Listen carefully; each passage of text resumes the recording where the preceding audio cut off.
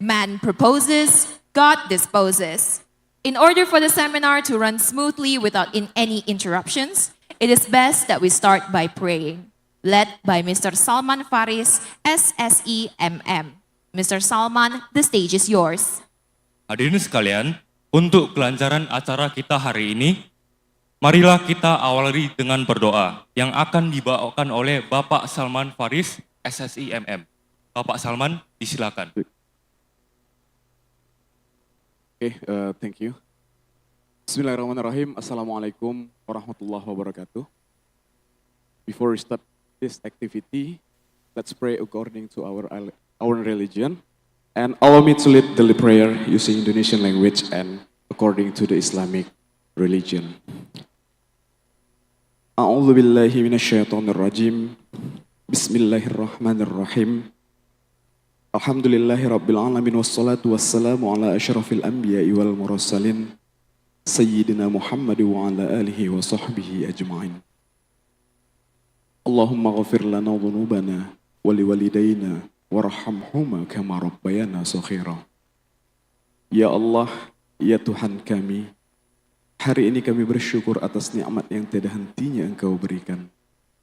Berkat rahmat-Mu Engkau pertemukan kami dalam rangkaian kegiatan International Conference dengan topik ASEAN Economic Community, Recovery, Digital Economy, and Sustainability yang dilaksanakan oleh Fakultas Ekonomi Universitas PRIMA Indonesia. Untuk itu ya Allah, dengan kerendahan hati kami bermunajat kepadamu, lancarkanlah dan berkahilah kegiatan kami ini dari awal hingga akhir nanti. Semua ini ya Allah kami lakukan hanya untuk memperoleh keridhaan-Mu, guna mengembangkan wawasan keilmuan kami, karena sesungguhnya Engkau meninggikan derajat orang-orang yang berilmu dan beramal soleh. Ya Allah, bukakan pintu hati dan pikiran kami untuk menerima segala ilmu yang disampaikan oleh narasumber hari ini. Bil khusus kepada narasumber hari ini yang hadir ya Allah, berikan kepada mereka kesehatan, keselamatan, serta umur yang panjang, agar dapat selalu berbagi ilmunya demi kemaslahatan umat, bangsa, dan juga negara. Ya Allah, ya Tuhan kami, tunjukkan yang benar adalah benar, berikan kepada kami kekuatan untuk menjalankannya, serta tunjukkan pula yang salah adalah salah, berikan pula kepada kami kekuatan untuk meninggalkannya. Di awal ya Allah, Engkau pertemukan kami atas izin dan ridha-Mu, pisahkan pula kami nanti atas izin dan ridha-Mu, serta selalu dalam lindungan-Mu. Rabbana innaka antas samiul alim wa tub alaina ya maulana innaka antat tawwabur rahim. Rabbana atina fid dunya hasanah wa fil akhirati hasanah wa qina adzabannar. Walhamdulillahi rabbil alamin. Assalamualaikum warahmatullahi wabarakatuh.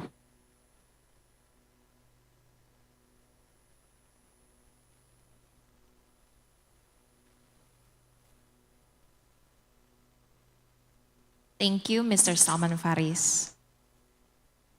Ladies and gentlemen, we are going to sing our national anthem, Indonesia Raya, followed by Mars Unpri, led by our conductor, Miss Unpri Ade Yohana.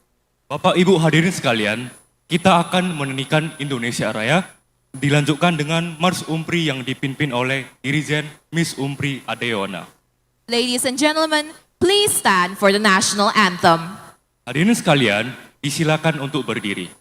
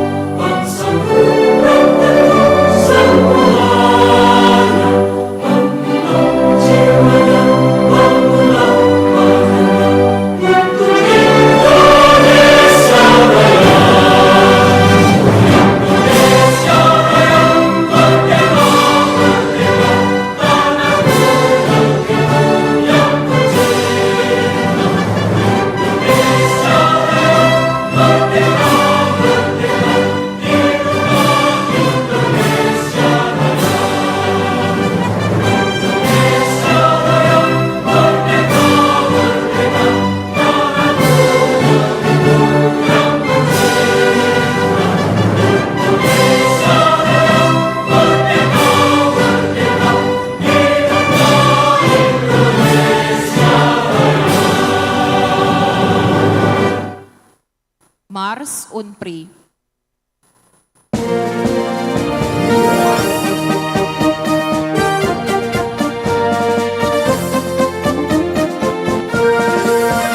Universitas PRIMA Indonesia, Universitas kebanggaan bangsa, menjunjung tinggi ilmu bagi nusa dan bangsa, menuju era globalisasi.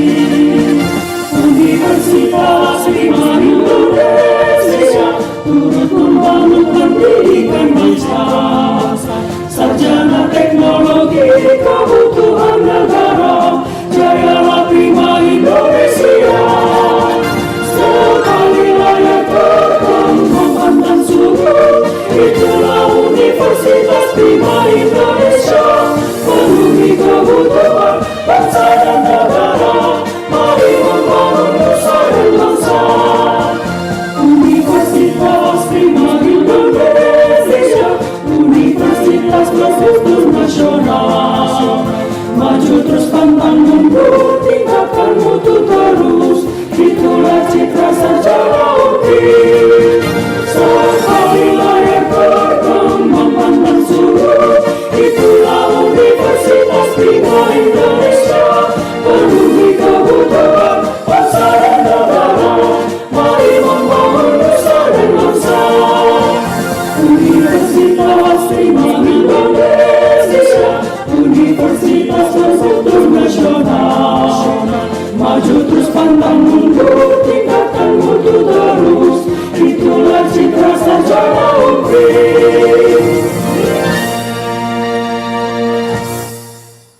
Ladies and gentlemen, you may now be seated.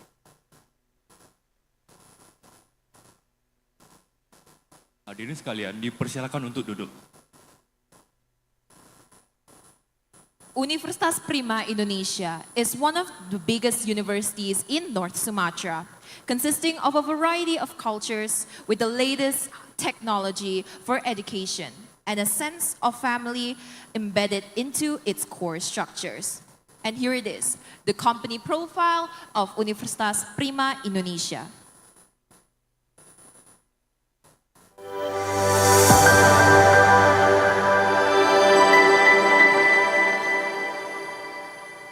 Indonesia, negara kepulauan yang indah, negeri dengan kekayaan sumber daya alam dan budaya.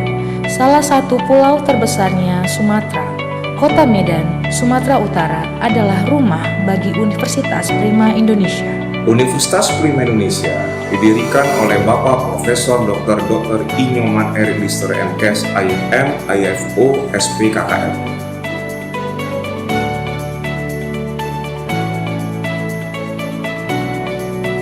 Universitas PRIMA Indonesia menjadi perguruan tinggi unggulan dalam penyelenggaraan pendidikan, penelitian, dan pengabdian pada masyarakat.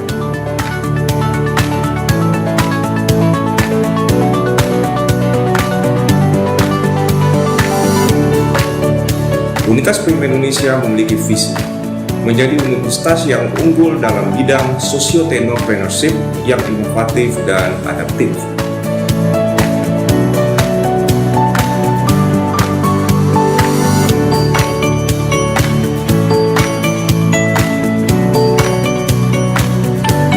Universitas PRIMA Indonesia menjadi perguruan tinggi unggulan yang berbasis kepada iptek dan budaya, sehingga mampu menghasilkan lulusan yang berkualitas nasional dan internasional.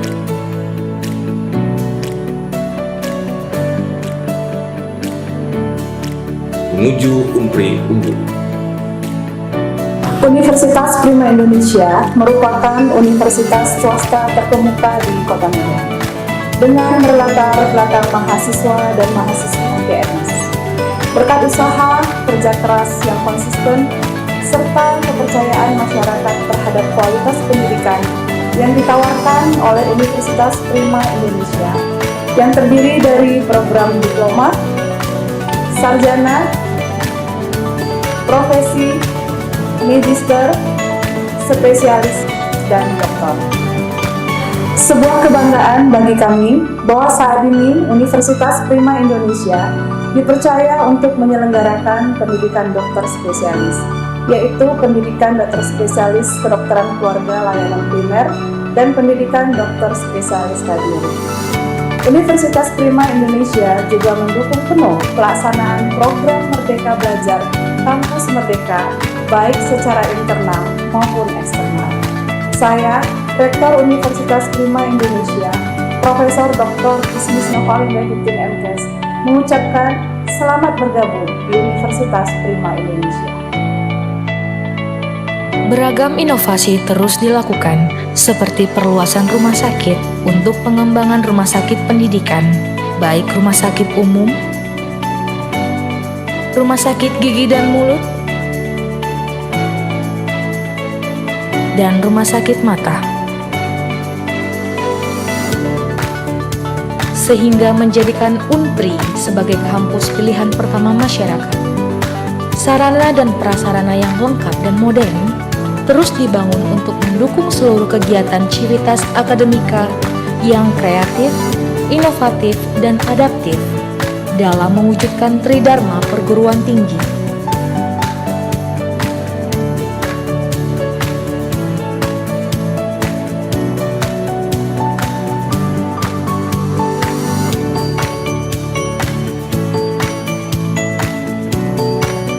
Universitas PRIMA Indonesia memiliki 8 fakultas dengan 44 program studi. Fakultas Kedokteran Gigi dan Ilmu Kesehatan, Fakultas Keperawatan dan Kebidanan, Fakultas Ekonomi, Fakultas Sains dan Teknologi, Fakultas Psikologi, Fakultas Hukum, Fakultas Keguruan dan Ilmu Pendidikan, Fakultas Agroteknologi. Keragaman budaya hidup dalam iklim akademik dan non-akademik yang nyaman, progresif, dan potensial dalam mendukung kompetensi setiap mahasiswa. UNPRI telah melahirkan banyak alumni yang berprestasi dan sukses pada bidangnya. UNPRI juga menjadi mata rantai penghubung bagi masyarakat di Sumatera Utara dengan masyarakat global.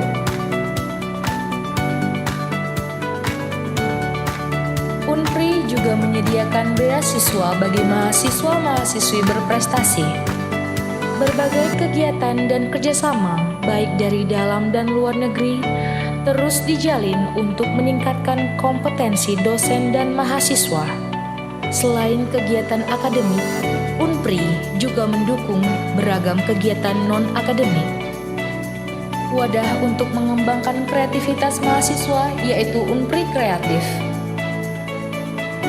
Dengan kegiatan kreatifnya, UNPRI telah melaksanakan beberapa acara paling inspirasional di Medan, Diversity, Mimpi, Mr. and Miss UNPRI, Hero is Us, Utopia, dan banyak acara lainnya. Dalam hal ini, UNPRI telah memberikan apa yang telah mereka janjikan. UNPRI The best choice.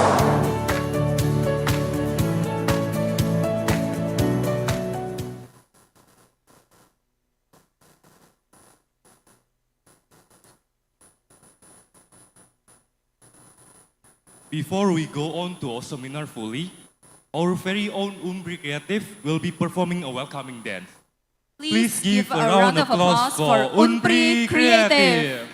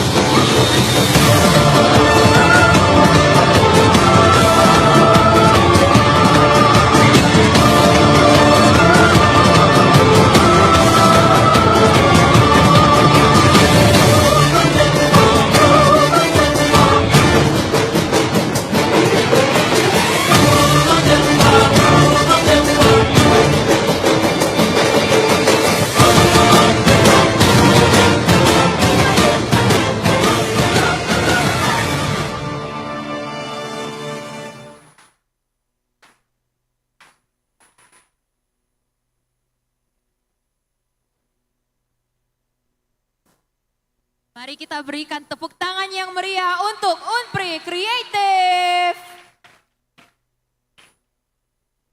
Wow, that was an amazing performance by Umpri Creative, wasn't it, Winnie? Indeed, it is. Ladies and gentlemen, now we are going to hear a welcoming speech from our rector that will be represented by our first Vice Rector, Mr. Abdi Dharma, Eskom Mkom. Mr. Abdi, the stage is yours.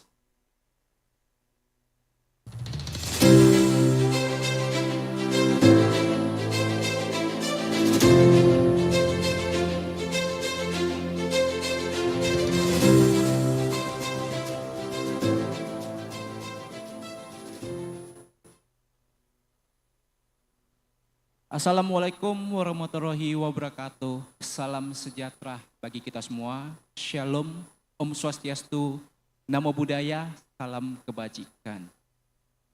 The Honorable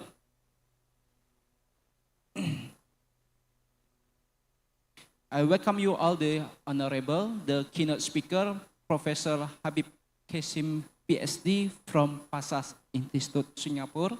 Welcome, sir. Dr. Muhammad Fajun bin Muhammad Yajid from University Kuala Lumpur, Malaysia. Dr. Win Min Tin from Bangkok University, Thailand. And also we have Mr. Arfafu, SE MBBA MM from PT Pulindro Samudra Mas. I'm greeting you all, our honorable invited speakers, our founder of Universitas PRIMA Indonesia, Professor Dr. Inyoman R. Lister, our Vice Chairman, Dr. Tamil Leonard, our Head of International Affairs, Professor Arbet, Dean of Faculty of Economics, Mr. Sud Fitri Rosnina, SEMM, all our distinguished guests, who I cannot mention one by one, and exclusively all participants of this international conference this morning. Good morning and best wishes to all of us. Through this speech, I would like to welcome all of our honorable guests and participants to our 10th floor main hall of Universitas PRIMA Indonesia campus.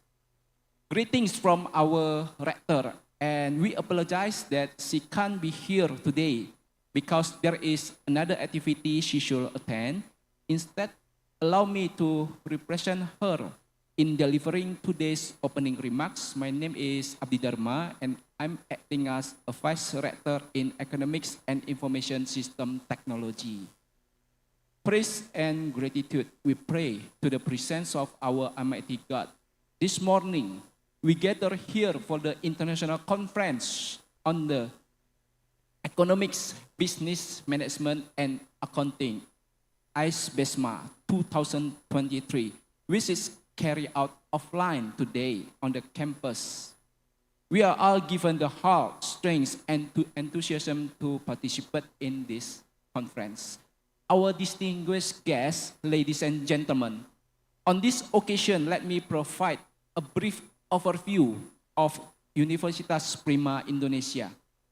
Currently, we are one of the largest private universities in the province of Sumatera Utara, with 8 faculties and 1 study programs outside of our main campus, with a total of 48 study programs ranging from diploma, bachelor, applied bachelor, profession, master, specialist, and philosophy doctor.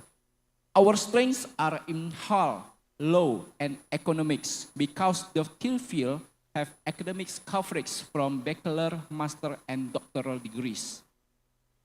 Today's international conference is the first conference held by Faculty of Economics Universitas PRIMA Indonesia with the theme Asian Economic Community, Recovery, Digital Economy, and Sustainability.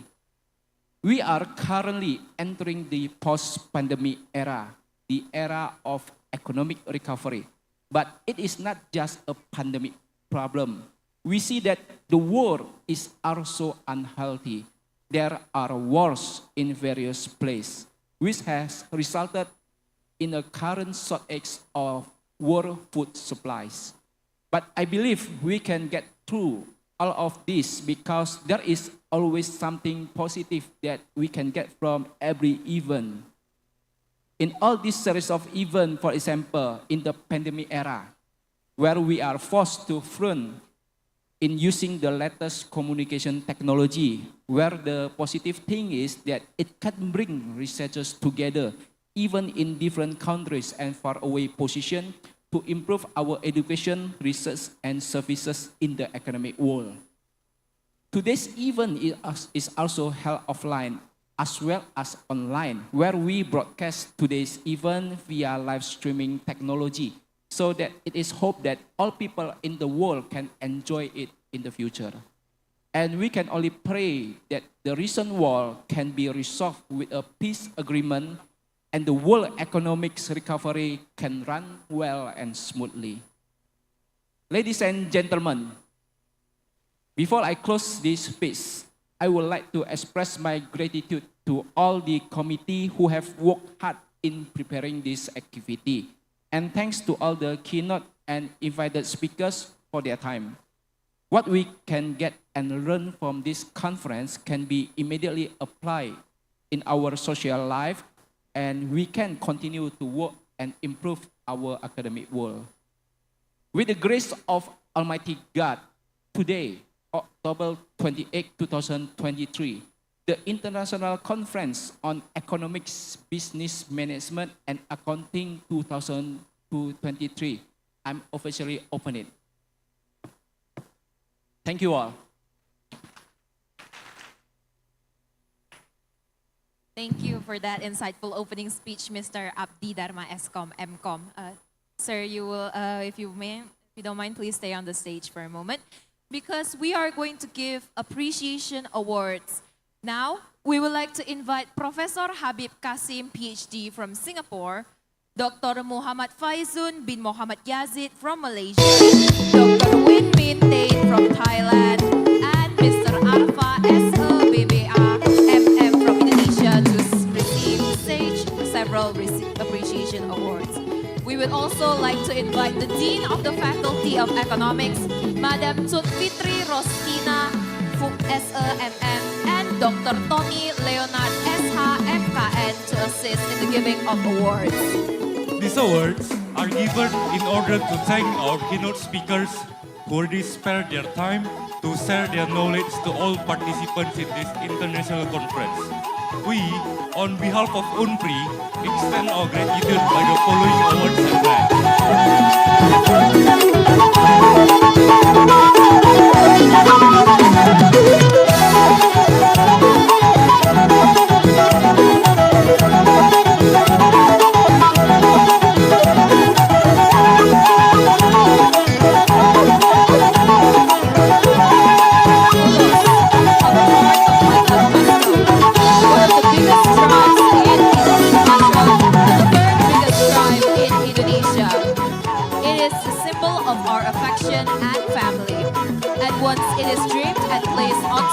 and symbolizes that you have entered into the UNPRI family.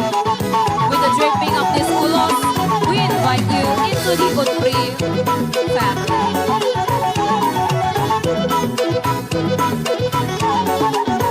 Welcome Dr. Habib Kasim, PhD, to the UNPRI family.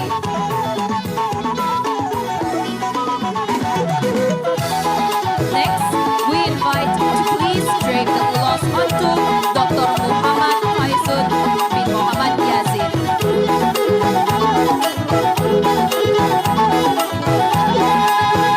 Welcome to the family, Dr. Muhammad.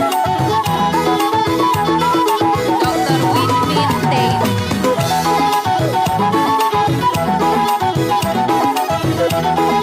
Welcome to the family. And finally, Mr. Arfa.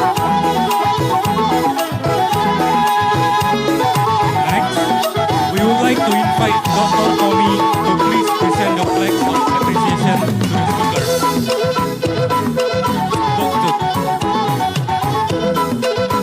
First, to Professor Habib Kasim.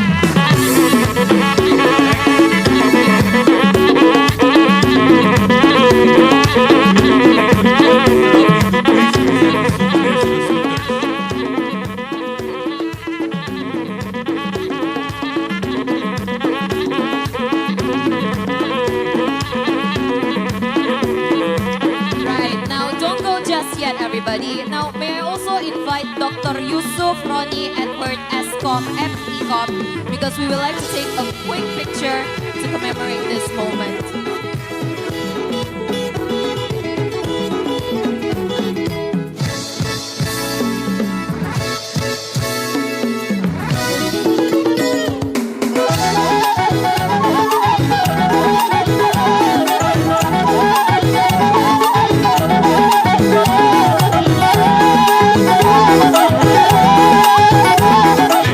Ladies and gentlemen, you may now be seated.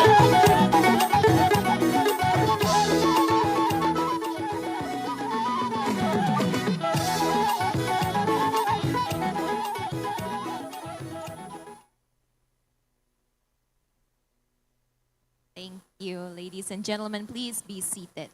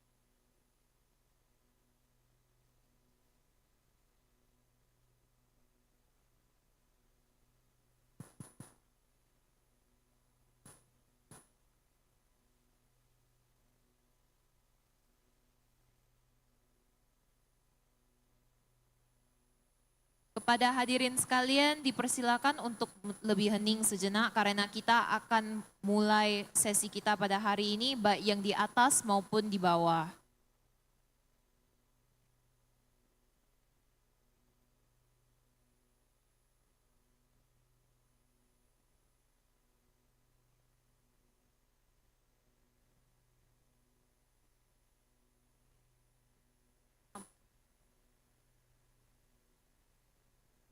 Sekali lagi kepada hadirin sekalian dipermohonkan untuk lebih hening karena kita akan segera mulai kepada main event kita baik hadirin yang di atas maupun yang di bawah. Now, let us proceed to the main event. We would like to welcome Dr. Yusuf Roni Edward, SCOM, MECOM, MPSI to the stage as the moderator and the keynote speakers. Please come on to the stage. Please give a round of applause for our keynote speakers and Dr. Yusuf.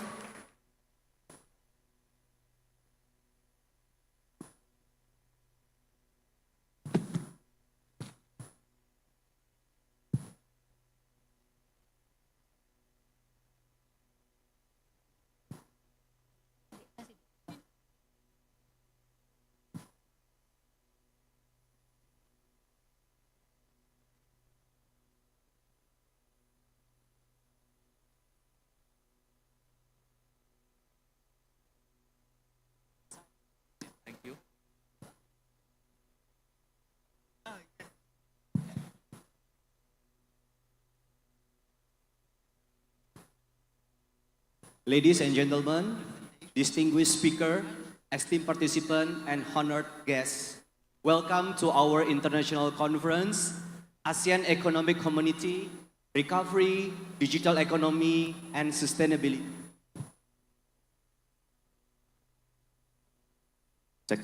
In a world that is continually evolving at the rapid pace, a profound understanding of economic is more crucial than ever. Today, we have a remarkable opportunity to explore the new ideas, the latest discoveries, and diverse insight in the field of economic. This conference has been crafted as a platform for sharing knowledge, thoughts, and the most recent innovation in economic field. We firmly believe that the exchange of ideas across culture, academic disciplines, and experience is the key to comprehending the global economic challenges and finding effective solutions. Our outstanding speakers who will address us today bring a wide diversity of perspective, innovative research, and deep insight into a various aspects of economics. We also look forward to the active participation from all the attendees in this discussion and collaboration that will unfold during this conference. Before we begin, allow me to express our gratitude to all those who have contributed to organize this conference. Thank you to our speakers who have graciously agreed to share their expertise, to the organizing committee, including Dr. Tommy, Pak Abdi, Bu Chut, and all the team that has worked tirelessly to ensure the success of this event, and of course to you all, the participants who have come from diverse backgrounds. So without further ado, let's begin this event with enthusiasm and let us collectively make this event a significant milestone in our global economic thinking. Today, sustainability has become a keyword in a global economic development. It is no longer just a trend, but an urgent necessity for us to strike a balance between economic growth, environmental preservation, and societal well-being. Escalating climate change, environmental degradation, and increasingly complex social issues have compelled us to seek sustainable solutions. Our first speaker, Professor Habib Kasim, PhD, is an expert in this field. Professor Habib is a director of Pasas Institute and a founding member of Purchasing and Supply Singapore Association Singapore, established in 2003. With over 30 years of experience in senior management roles across multiple countries, including Australia, Malaysia, Indonesia, Vietnam, Abu Dhabi, and Singapore. He has demonstrated expertise in various areas such as marketing, human resources, operation, customer service, and supply chains. Professor Habib has gained extensive management experience and a diverse knowledge based through his work with multinational corporations and various industry and culture. Ladies and gentlemen, it is my distinct honor to invite our esteemed speaker to take a floor and share his insight with us. Please join me in giving a warm welcome to Professor Habib Kasim, PhD. Please, sir, the stage is yours.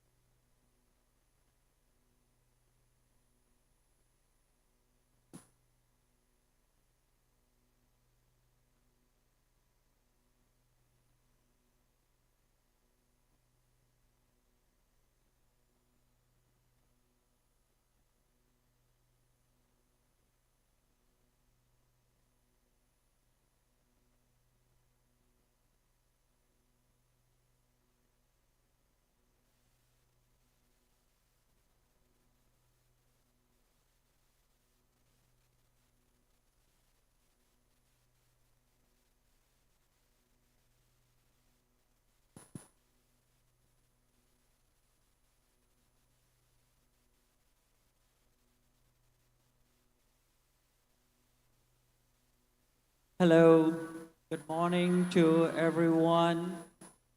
In fact, I'm just waiting for them to prepare my slides. In the meantime, I would like to thank all the honorable guests, ladies and gentlemen, and all the students for attending the event today.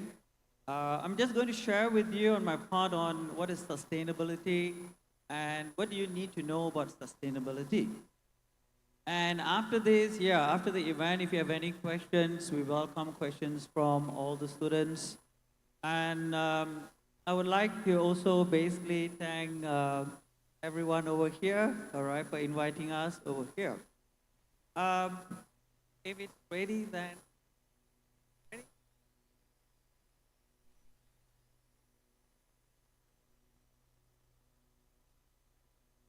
Just a minute, we just need some coordination from slide to slide. Okay. All right, I can get started itself. All right, okay. Let me just get started with talking about sustainability. Yes, my dear students, I think you have to listen. Less noise. Okay. Okay, let's get started about sustainability. What does sustainability mean? I think most of you know about sustainability, but just let me go through very briefly about what is sustainability. Sustainability, as you know, is the ability to exist and develop without depleting or reducing the natural resources for the future. And as you know, the United Nations defines sustainable development as a development that meets the needs of the present without compromising the ability of the future generation to meet our own needs. And it is assumed that resources are finite and it should be used conservatively and carefully to ensure that there is enough for the future generation without decreasing the present quality of life. And if you were to ask why sustainability is important and why are we talking about sustainability, there are many sustainability benefits, as all of you know, both short-term and long-term. We cannot maintain our Earth ecosystem or continue to function as we do if more sustainable choices are not made. Suppose harmful processes are maintained with no changes. In that case, what is going to happen? We will run out of fossil fuels, many animal species will become extinct, and the atmosphere will damage beyond repair. Clean air and non-toxic atmospheric conditions, growth of resources cannot be relied upon, and water quality and cleanliness are also all sustainability benefits. Next slide, please. Okay, let me just go through on some of this, talking about what is sustainability practices. How do we basically benefit from implementing sustainability practices? As you know, sustainability practices have environmental, economical, and social benefits for the society. And everyone benefits from these practices by making the environment cleaner and protecting future generations. And these benefits includes those for health, wave pollution reduction, and for the climate by not harming the environment. What are some of the examples of sustainable practices? So this is what I'm just going to go through in detail here. There are a range of sustainable practices that we can employ either individually or as a business. Standards, everyday practices that we can all employ include recycling, not wasting food or resources, using eco-friendly household cleaning products, sharing and donating items. So the first one here is where we talk about renewable energy. What is renewable energy? Although renewable energy has become more accessible in recent years, nearly every person we spoke with agreed that 2023 would see an increase in the trend. Continue with 2024. With the use of renewable system and new technologies, we are creating a long-term sustainable energy consumption.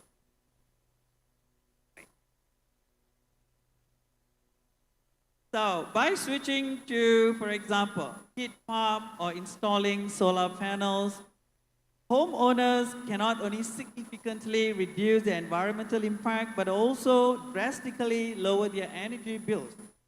With the cost of energy continuing to cause uncertainty across the globe, it's no surprise that many people are considering making the switch.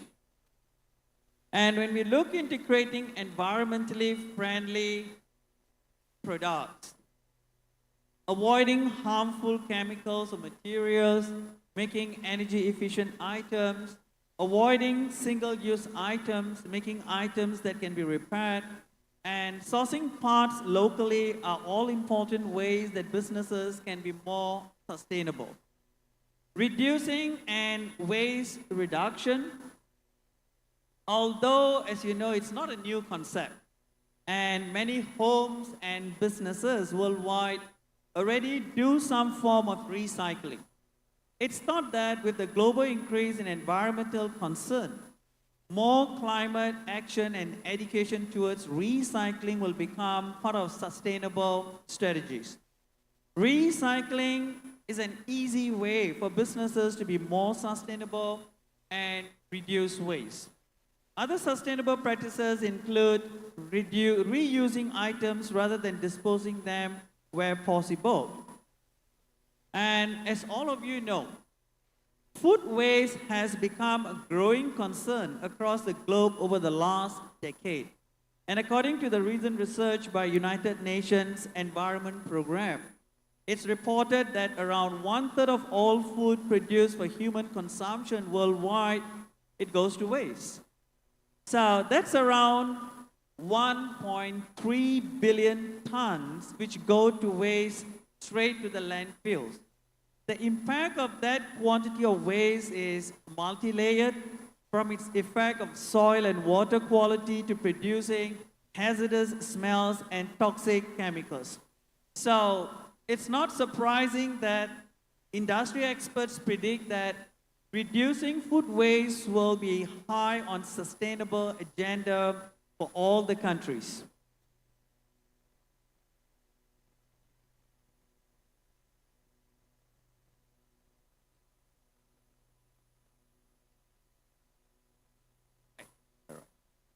Okay, continuing with that, using sustainable packaging. Sustainable packaging includes that which is recycled or reused for other purposes. It is better to use reusable storage options like glass jars, for example, where possible, and able to use biodegradable packaging materials so consumers can easily dispose them after use. And the next is where we talk about improved transportation. This industry trend has steadily evolved for most countries with improvements to sustainable transport operations.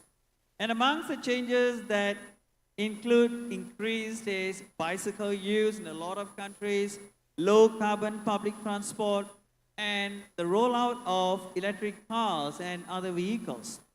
In fact, in 2020, passenger vehicles accounted for 41% of the world's CO2 transport emission. That's more than any other mode of transport. Therefore, in the near future, using electrical or hybrid vehicles will significantly reduce carbon footprint while also reducing emissions, providing and improving air quality and battling climate change. These vehicles could also save you money through fuel costs and maintenance, as well as attract eco-conscious consumers to your brand. The positive news is that action has already been taken to reduce the harmful impact of road vehicles. Aside from adopting electric cars, buses, and vans, there is also an effort across green countries. Okay, what are the green countries? Sweden, Denmark, UK, Finland, Switzerland, France, Costa Rica, Iceland, Norway, and Ireland. They encourage more use of public transport or bicycle. So across Europe, many cities have increased efforts to reduce car use by making public transport accessible. And the other one where we talk about ethical sourcing. What is ethical sourcing? The business practice involves checking where products and parts are sourced from. By only placing orders with ethical companies that protect the environment and respect human and workers' rights, you can improve both environmental and social sustainability. In fact, in supply chain management, this involves assessing every aspect of your business for sustainability to reduce waste and improve efficiencies. We would say that there is an increased use of sustainable materials where a lot of customers and consumers are aware of that. And this includes swapping packaging materials, clothing fibers, and construction materials for more sustainable natural resources options. In fact, many of the industry's contributors highlighted changes in this area as a future of sustainability. There are many examples of ways researchers and manufacturers conduct test solutions to reduce or, in fact, eliminate environmental impact. One climate trend which seems to be appearing more frequently in materials is the use of bamboo. I hope all of you know bamboo. This versatile product is becoming the top choice within many sectors and sustainable future development. Its benefits, I would say, is numerous. Whether is it used as a fiber or flooring, bamboo releases more oxygen and absorbs 4 times as much carbon dioxide in place of wood. It's strong, water resistant, and cheaper to produce. And undoubtedly clear that the new and alternate materials are developed. In fact, from next year, 2024, we may see more use of these materials and the introduction of new ones because every country is moving towards looking into sustainability. And some students did ask me this question. So what is ESG versus what is CSR and what is sustainability? ESG, as you know, is environmental, social, and governance, which encourages business to behave ethically and helps define the company's financial values and how do you comply according to that. And it also allows investors to avoid losses when companies act in a risky manner. When we talk about CSR, corporate social responsibility, it's a self-regulating business model that aims to improve society and the environment. And this involves creating programs that reach out to the local community and broader society to promote equality and inclusion, foster corporate citizenship, and give back financially or thorough volunteering to help disadvantaged people. And more specifically, it involves the coordination and management of environmental, social, and financial demands to ensure a business is responsible, ethical, and continually successful. Sustainability lets companies meet present needs without compromising the ability of the business to meet its needs in the future. And when we talk about what are the 3 pillars, right? What are the 3 pillars of sustainability? The concept of sustainability comprises 3 pillars, that is environmental, social, and economic. And it's also known informally as profit, planet, and people. So the first one, when we look into environmental protection, environment protection is the most frequently discussed element. It is concerned with reducing carbon footprint, water usage, non-decomposable packaging, and wasteful processes as part of a supply chain. These processes can often be cost-effective, financially valuable, and essential for environmental sustainability. The next is where we talk about social development. Social development, as all of you know, it's about treating employees fairly and ensuring responsible, ethical, and sustainable treatment of employees, stakeholders, and the community in which businesses operate. This may be achieved through more responsible benefits like better maternity and potentially paternity benefits, flexible scheduling, and learning and development opportunities. Economic development is probably the simplest form of sustainability. To be economically sustainable, a business must be profitable and produce enough revenues to continue. The challenge with this form of sustainability is achieving an equilibrium. Rather than making money at any cost, companies should attempt to generate profit for other elements of sustainability. Focusing on social and environmental sustainability in addition to economic performance is an approach frequently referred to as the triple bottom line.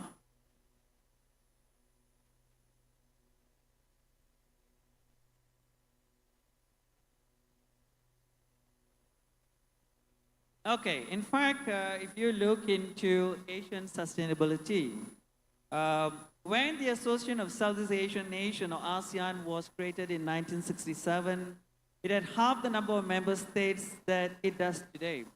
And its challenges were immediate, obvious, and shared. ASEAN's local sustainable development challenges are magnified by impact of climate change at a global level.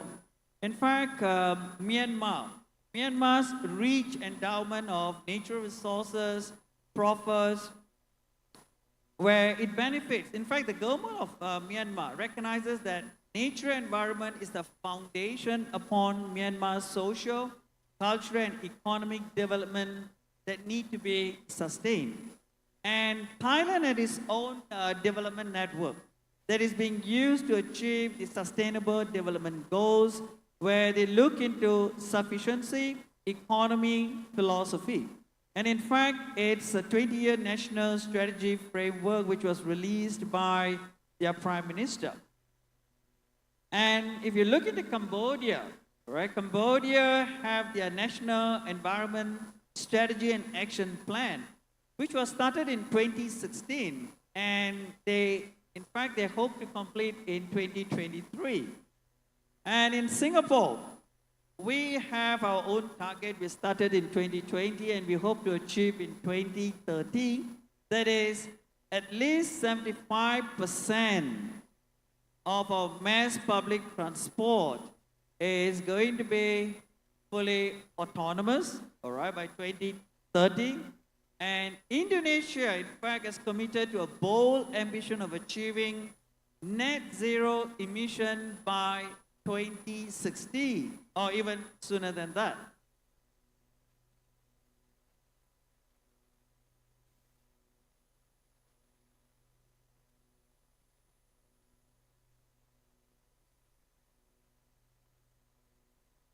Okay. So when we talk about more on sustainability, we are looking into why do you need to know more about sustainable development. In fact, in everyday life, you're looking into what needs to be done, all right? How can we basically need to progress? And it all starts from, in fact, working with students, all right? So here we look into why is sustainability as part of our everyday life itself. Sustainability, if you look into,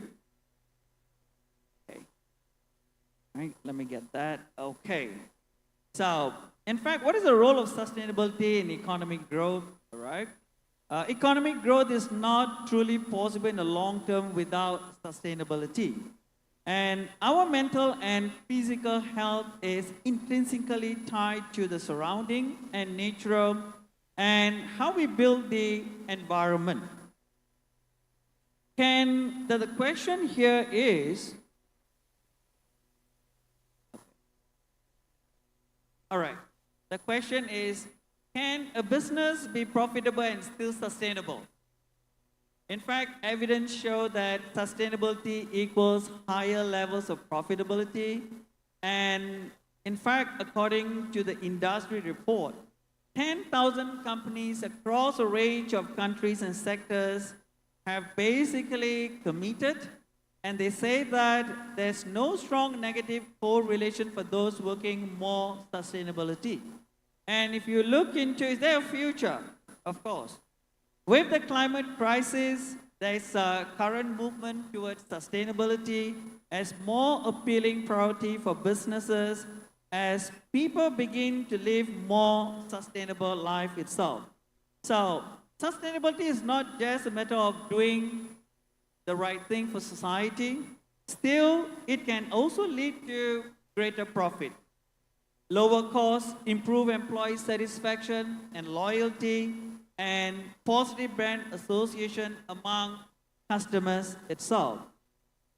Therefore, I would like to say in conclusion, we can all make significant contributions to sustainability, and as individuals, we encourage our friends and families to make simple changes to our everyday habit, such as setting the air conditioning temperature to 25 degrees Celsius, all right? And in embracing sustainability as a core tenet of our collective vision, we can basically we can have a profound social and community impact. Just as the challenges posed by climate change is multifaceted, we need everyone on board to tackle it together. So I hope from this event, from today onwards, we can pave the way forward to a sparkling solutions for tomorrow. Thank you very much.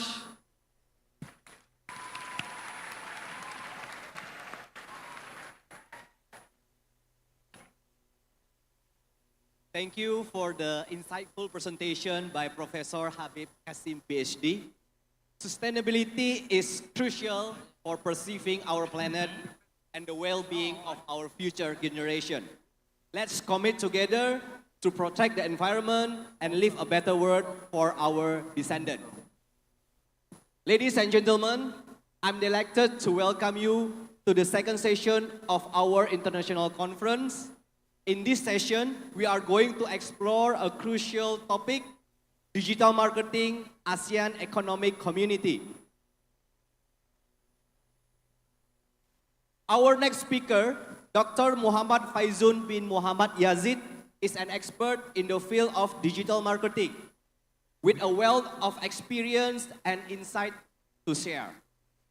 Dr. Muhammad Faizun is a dynamic, qualified professional with 7 years of education sector experience and 16 years of corporate expertise in business strategic and planning, marketing and sales, operational excellence, and of course, customer relationship management.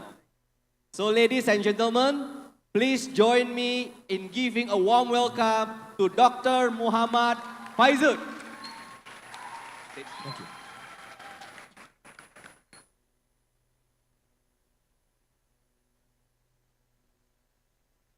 Alright, thank you Prof. Chairman.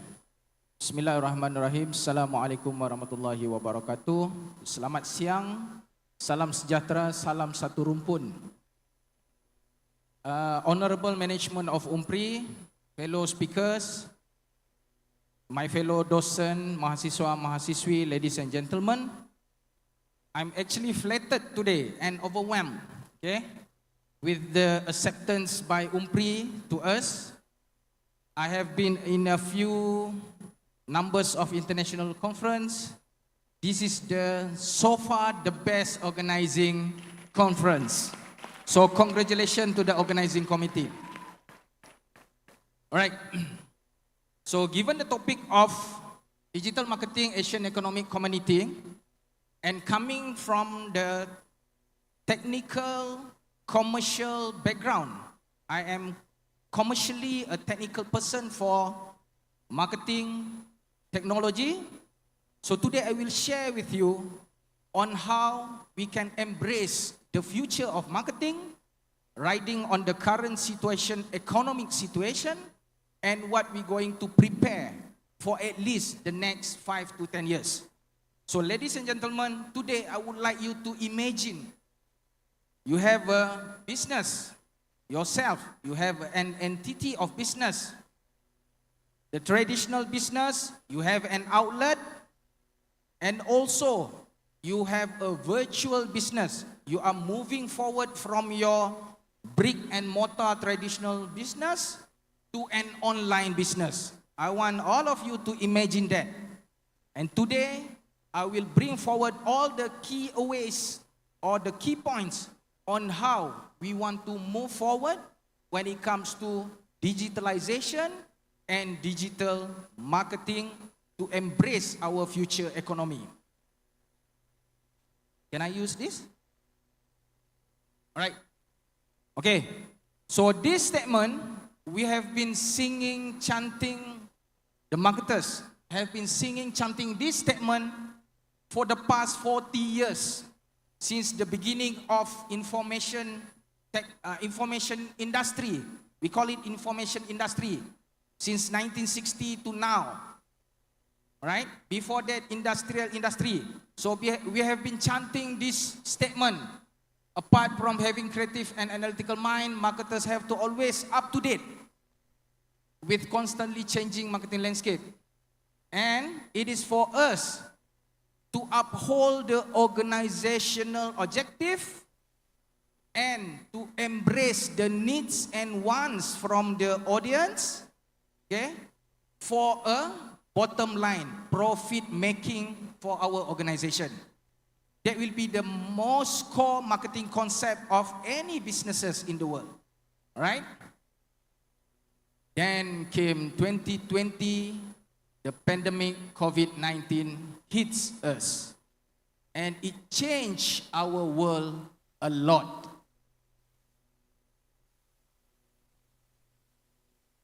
All right?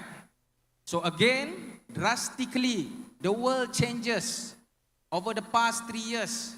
Our socio-economics, our technology, our business landscape, and to some country, even their political landscape. And this reflect into the change of behavior for our consumer. It's actually changed how the user or the consumer react to any brand or any product. So, hence, the companies, the provider need to change their marketing strategy, okay, to embrace the changes in the consumer behavior. Okay, like what I mentioned earlier, I will share and highlight 2 major key takeaways here. Number 1, we are going to discuss on the 5 areas of growth for digital marketing in Asia. So I will put it in the list from A to E, R to E, right? Is it E or E? And also, we're going to look into the 10 thoughts about the future of marketing, which I'm going to list it from 1 to 10, all right?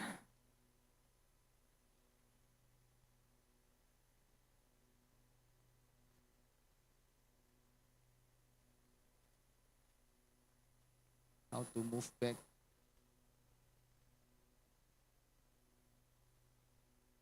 One more. Okay. This is what we mentioned earlier.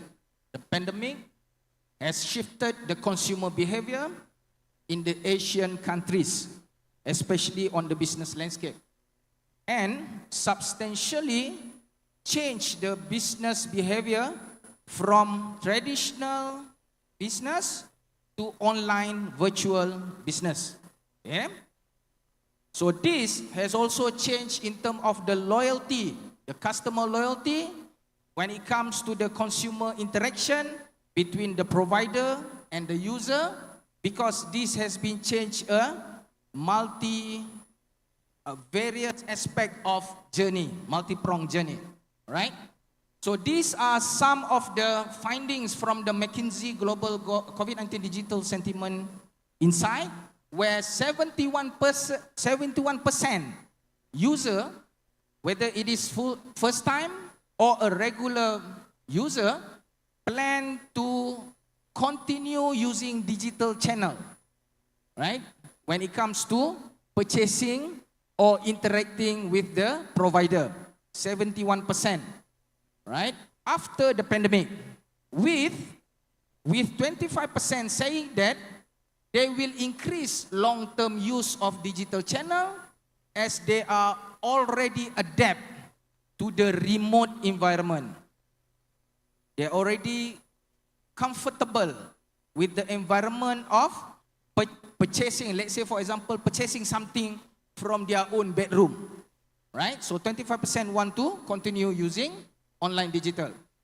All right, on this right side are the points from the survey, right? I just want to share the highlights where for Malaysia, for instance, Malaysia, when it comes to digital economy, still a shrinking of 5.6% in terms of the economic growth. Meaning to say, it doesn't contribute much when it comes to economic digital growth in Malaysia, right? Where in Indonesia, up to 60% of consumer reported still intend to spend money online even after the pandemic. This is based on the real actual survey done during the COVID-19 era.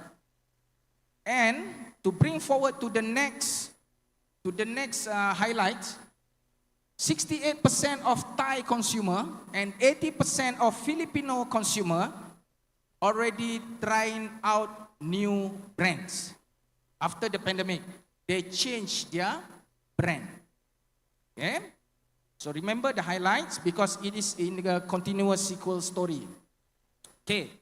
Coming to the changes of brand, the primary drivers why consumer change, okay, or alternate for another product and brands, and these are the percentage responses because the brand that I usually purchase were not available anymore after the pandemic.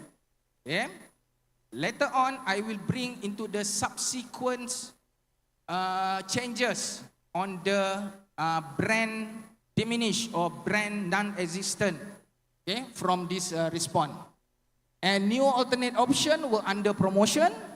New brands coming in with a lot cheaper price, with a lot alternate costs, right? New alternate options are easier to consume. After the pandemic, the provider has changed the user experience into more simpler version, more usable version, right? Besides of the besides of the old way of using the product or brands. New alternate option offer better value and of course cheaper. And new alternate option are safer. All right. So this brings to the 5 areas of growth that we as a business owner can look into for the next 5 to 10 years, right? For us to embrace the digital marketing when it comes to the business growth, right? So number 1, what do you need to do, right? We need to double down on performance marketing with the goal to enhance customer experience, right?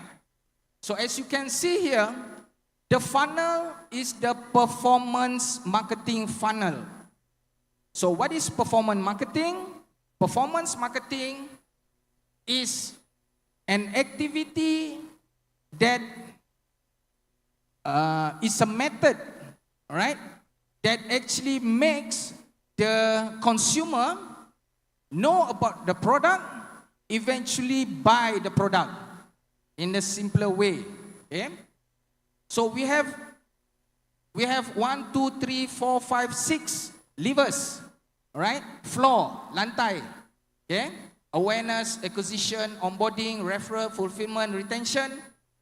And for the area of growth, we need to shrink it.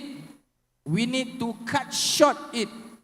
Right? We need to simplify the process into 3 main process here. Right? So your performance marketing funnel should be become on 3 phases only. Awareness, consideration, and also straight away to decision or conversion. Right? So do not waste so much time on any particular performance marketing levers, right? Because you need to cut short the time from the awareness process straight away to the decision or conversion process. Okay? Right. However, in adopting to digital marketing require a mindset shift. So how the organizer engage is more driven by data, right? So now marketing in the real marketing concept is no longer an art process, art seni, right? Rather, it become a science journey where everything will be measured by analytical and data performance. Right? And also we need to personalize our engagement with our community, with our consumer, with our buyer, user, rather than one-size-fits-all approach. Right? And also we need to use or utilize whatever marketing channel that we have. Right? Whatever media that we have. Okay, later on we talk about marketing channels and always on rather than statistic periodic. Right? So this continuous, repetitive campaign is no longer a one simple single campaign. It must be repetitive. Right? It must be continuous. So these are the facts. 40% of consumer now still using the handphone to consult product review and product price even when we are in the outlet or shop. Okay? You go into the shop, you look into the product, still you take out your handphone and look for the review, for the recommendation, for the comparison of price. Right? Weird, isn't it? Because the product is in front of your eyes. Right? However, 5 to 8% of retailers nowadays gain or increase in their revenue over 12 to 18 months by capturing more online traffic. Right? The revenue increased 5 to 8% over the online traffic and consumer engagement virtually. All right? Next. Sorry.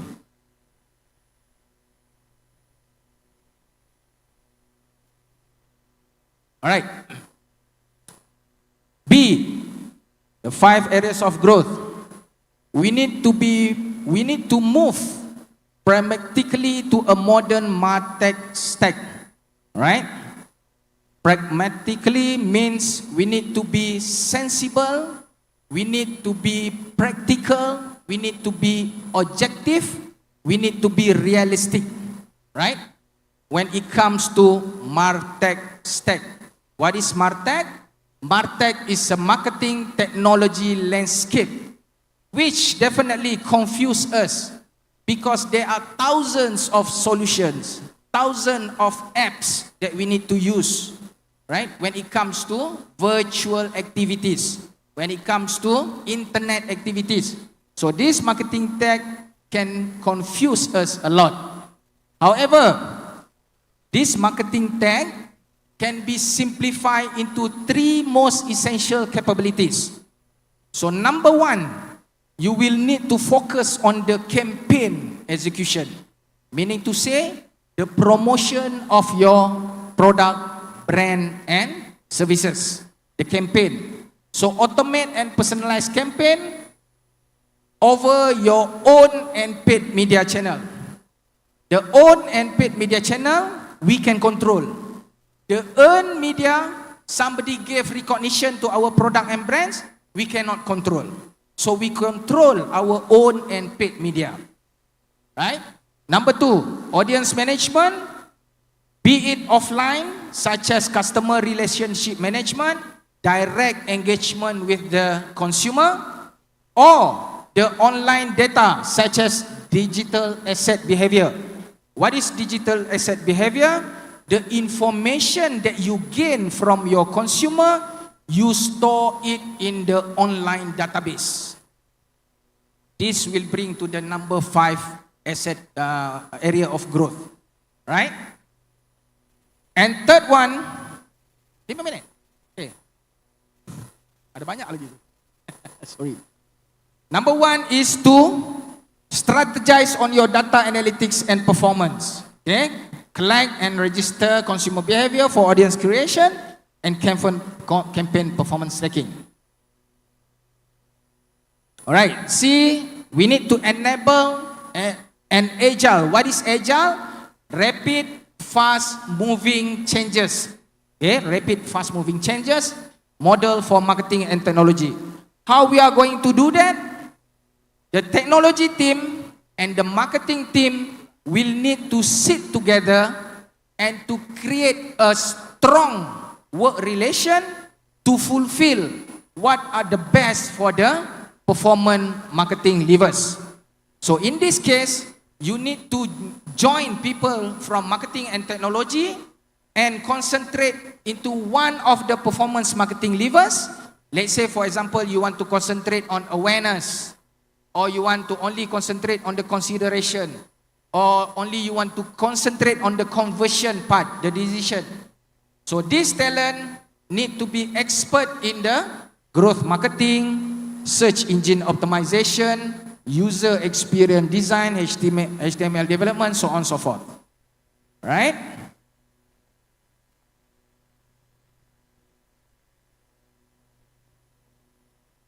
D. Done.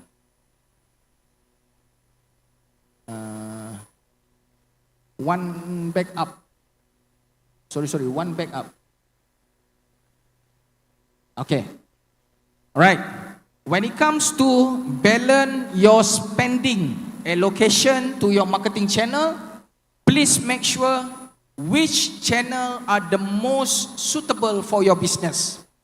Let's say, for example, you have your social media, your Facebook, your Instagram, your Twitter, right? You also have your live channel, feed, streaming, right? You have your podcast, you have your email marketing, you have your, click and bait marketing, right? You use some spam marketing, doesn't matter, okay, as long as it is your suitable channel. So make sure your allocation of spend is suitable from each channel to each channel, right? Because it is important to remember that with multi-touch attribution, will be looking as the full customer journey, right? Even though you only spend a few ringgit or rupiah for your each channel, but it will be seen as a full customer journey to the consumer. Okay, last one. Okay, this is what you need to do is to ensure responsible first party data management. What is first party data management? First party data management is the collection of information you receive from your consumer. You receive when you gather information about your customer detail, customer profiling. So you need to also make sure that this first party data is secured, because this will definitely bring trust to your customer. Don't we ever misuse the personal data of consumer when it comes to marketing, right? Okay, I just want to go fast since the time is not permitted. I just want to go fast on the 10 thought about the future marketing, right? Number 1, boost your 4 P's. Welcome 4 E's. 4 P's is a normal traditional value proposition of marketing mix: product, price, place, and promotion. And now we need to engage 4 E's, right? Experience, engagement, exclusivity, and emotion. Number 2, remember, this is the time for artificial intelligence. We cannot run away from this technological aspect on the future life. Number 3, intimate one-to-one relationship. This is not a personal intimacy. This is a business intimacy where you need to move from basic model to digital model to cloud computing, and now a step further when it comes to the personalizing between your business with your consumer. Number 4, do not be superficial, meaning to say your business cannot be on the surface. Why? Do you know why most brands do not resonate? You cannot engage with people because we fail to build deep and firm relationship with our consumer. And this is an interesting fact where nowadays, right, especially the millennials, 73% of the user does not care if the brand disappear. Because nowadays, people tend not to trust the brand. But rather than trusting the brand, they would rather trust the person recommending the brand. Right? So, it will bring to the influencer is the key to the millennial words. Like what I mentioned earlier, right? Nowadays, consumer did not trust the brand, but trust the person that recommend the brand. Number 7, this is interesting because the more you share your personal life, the more like you get. Correct or not? Because people crave for the meaningful story of a real human, right? From the moment you wake up in the morning until you go to the bed in the midnight time, people are waiting for your story, right? Definitely, to all the Generation X out here, maybe Prof is X, I am Y, and the rest are Generation Z and Millennials. We need to accept all these new solution and apps. We cannot run away from it, right? So we need to have a good relationship with the new apps. Number 9, as what we mentioned earlier, the young consumer doesn't trust brand, right? And finally, number 10, right? This is also interesting, like it or not. Put some music element into your advertisement because it will engage with the consumer more effectively. Use that, right? Right, so this is how marketing landscape looks like right now and probably in the next few years. So we cannot take this for granted. It might be totally different, but this is the future that we're going to face, right? So with that, with the great honor, I would like to thank the organizing committee, and I will end my presentation here. Thank you so much. Thank you so much for the insightful presentation by Dr. Muhammad Faizan. Thank you, sir. Digital marketing is the key success in reaching the customers and delivering unique experiences to the customer in this new economic era. Ladies and gentlemen, distinguished participants of this international conference, thank you for your engagement. We have had the privilege of hearing from two remarkable speakers who have shared their valuable insight with us. Now, as a pleasant interlude to refresh our mind, we are delighted to invite a talented student to grace us with a musical performance. Music has the power to uplift our spirit and provide a moment of relaxation in the midst of our discussion. Please join me in welcoming Yusuf Nathanael to the stage, who will be sharing his musical talent with us. Let's enjoy this insightful musical interlude. Yusuf, the stage is yours.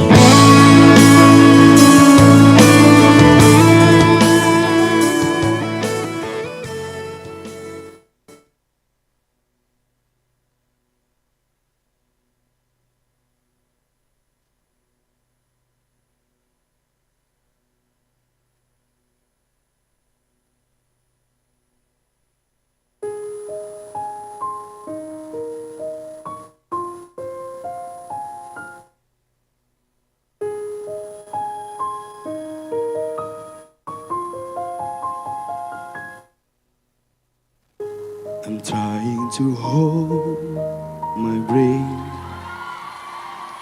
Can this? Can you hear? Moment you get underneath in me, getting louder.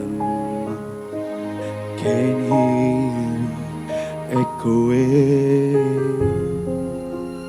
Take my hand, with shine this with me, this darling, with that is you. Oh, the sun, the stars and spotlight, oh, the stars still the night sky will never be now, never be now. Those of gold are still too little. This heaven won the war, but it never be now, never be now for me. Never, never, never, never, never for me. For me, yeah. Never enough, never enough, never enough for me, for me, for me. All the sun, the stars, all the stars, the still the night sky will never be. Now will never be enough. Those of gold is still too little. His heaven won the war, but it never be enough, never be enough for me. Never, never. Never, never,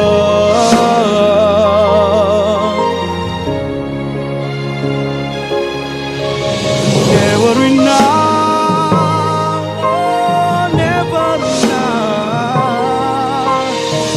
never enough for me, for me, for me.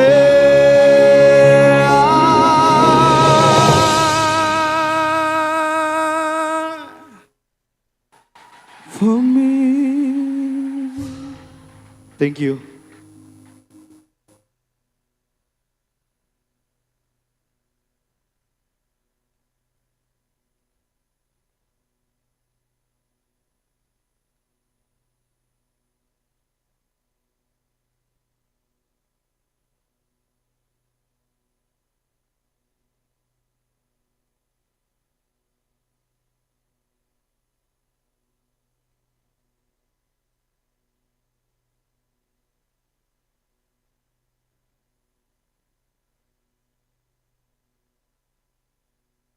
That's right. What a pleasant performance.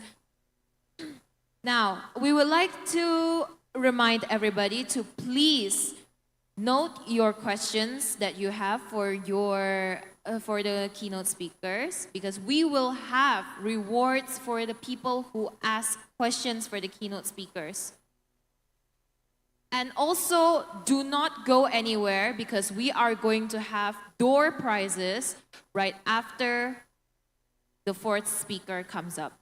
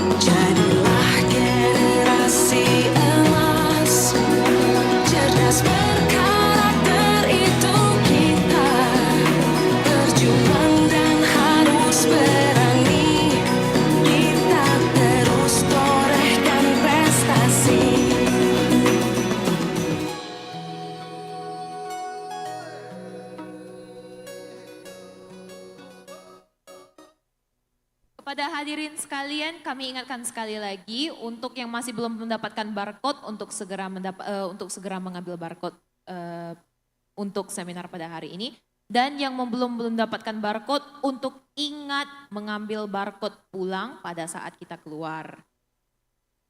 Nah, kita kan tadi udah ada hint ya, ada lucky draw di akhir acara nih, ya kan? Tapi untuk sekarang ini kita akan ada sedikit game nih, ada door prize nih.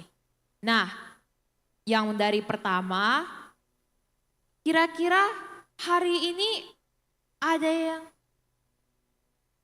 oke. Kita pause dulu ya karena berhubungan speaker kita udah balik. Jadi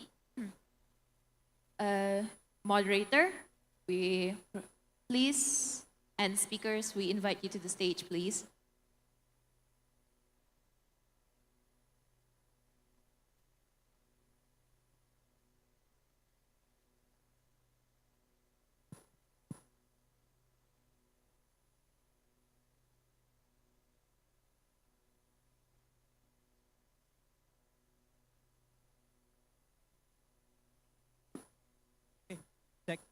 Ladies and gentlemen, welcome to the third session of our international conference, where we will explore a crucial topic, recovery and strengthening of the Asian economic community. Our next speaker, Dr. Win Min Thin, or Dr. Kevin, is an esteemed expert with deep insight into dynamic of the Asian economic community and the step needed for recovery and growth. Dr. Win Min Thin started work in Thailand in 2006 after completing a master's degree at Bournemouth University in the UK. He has over 17 years of working experience with practical and academic experience in marketing communication in the international community. He has worked closely with the marketing team and academic team as an executive of director of the Business Institute, head of marketing,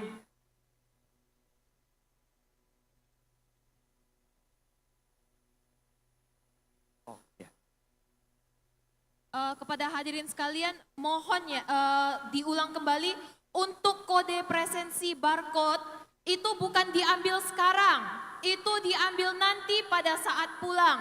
Jadi tolong berada di tempat masing-masing karena speaker akan segera menampilkan presentasi mereka. Diulang sekali lagi, untuk barcode presensi bukan diambil sekarang, tapi diambil pada saat pulang. Terima kasih. Okay, I will continue. He worked on international accreditation, curriculum development, and supervising capstone project and international partnership during his previous tenure. He has worked successfully with business partners from UK, Singapore, Malaysia, Cambodia, Philippines, Indonesia, Thailand, and Myanmar. So ladies and gentlemen, please join me in giving a warm welcome to Dr. Kevin, please.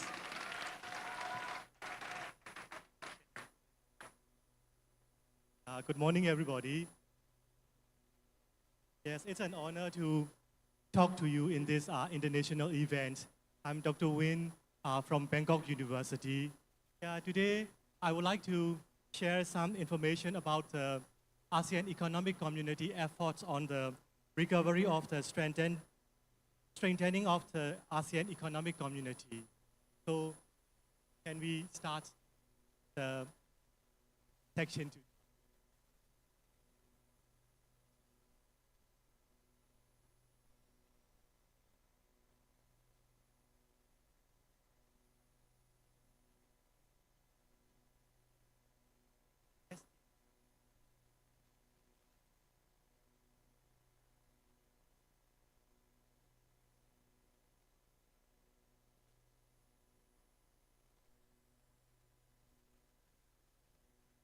Okay, Gab.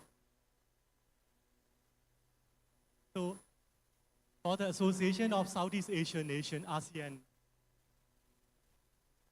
ASEAN is a Southeast Asian regional organization with the 10 members countries. All of you have been known as including the members countries such as like Malaysia, Myanmar, Philippines, Singapore, Thailand, Vietnam, Indonesia, Cambodia. All of these are in ASEAN members countries. So, like for example, with the combination population of the over 660 million people and a GDP of almost US 3.2 trillion are operating in ASEAN community.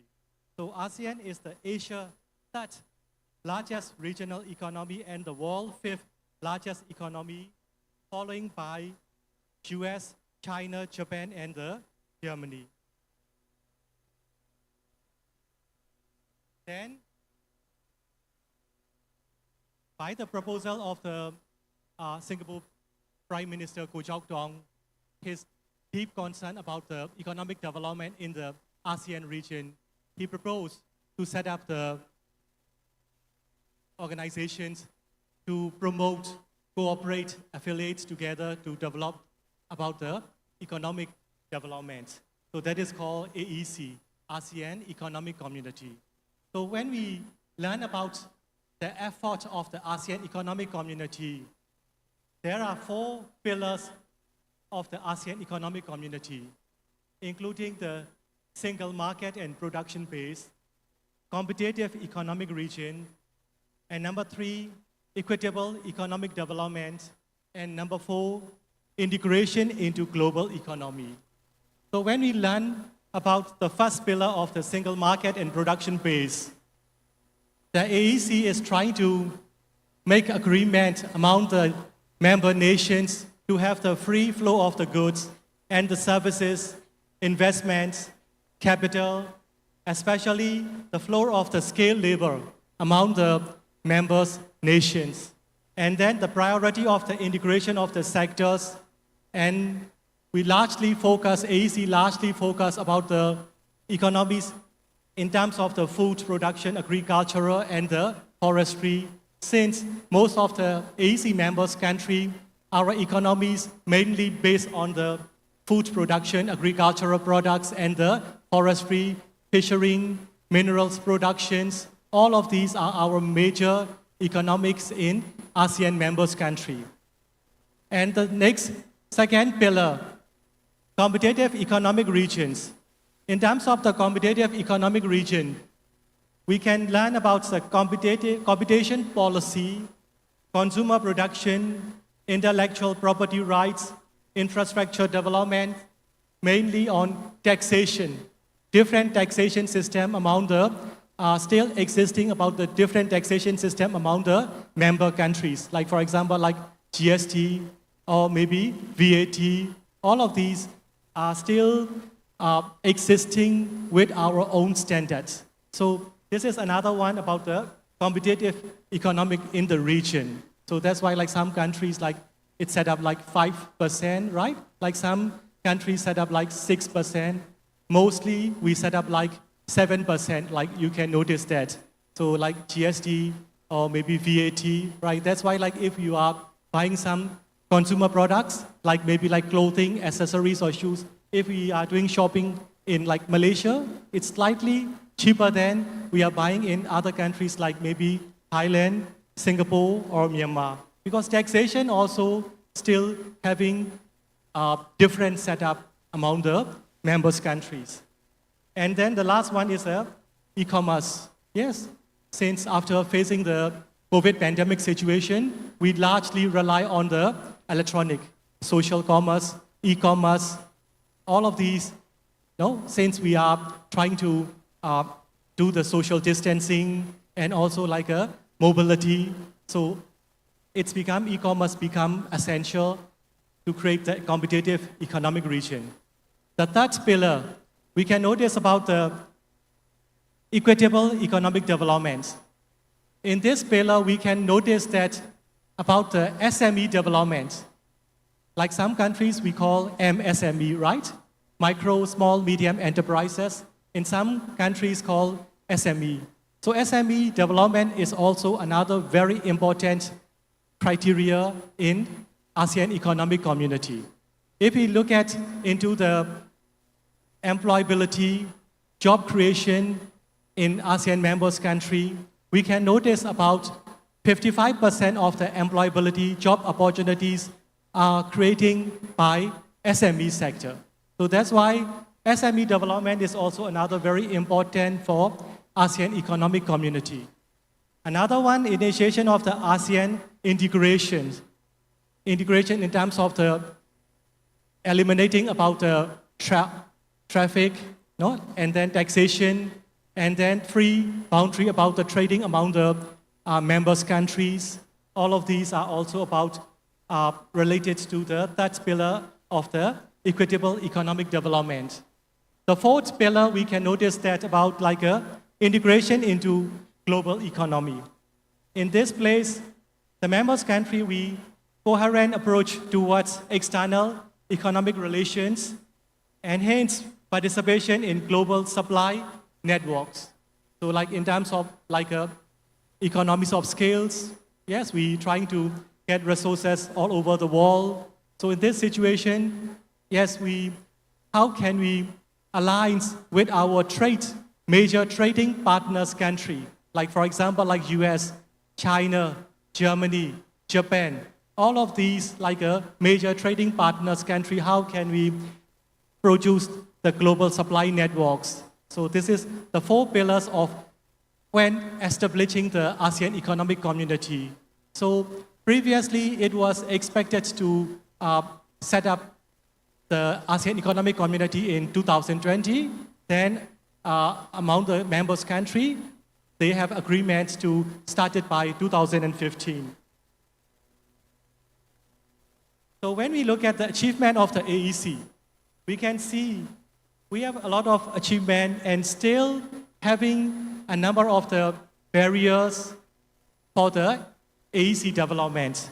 So in this situation, we can see in 2018, the average effective applied tariff rate decreased to 1.4%.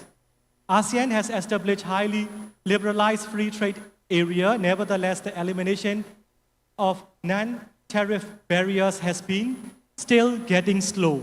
So this is another one because of the differences among the members country in terms of the minimum wage, in terms of the taxation system, in terms of the politics and the policy, government policy among the members nations. So, and then also cultural differences also can be part of the differences. So this is another factors when we are comparing to like European Union, like AEC members still need more effort to unify, to produce more free trade zone in ASEAN Economic Community.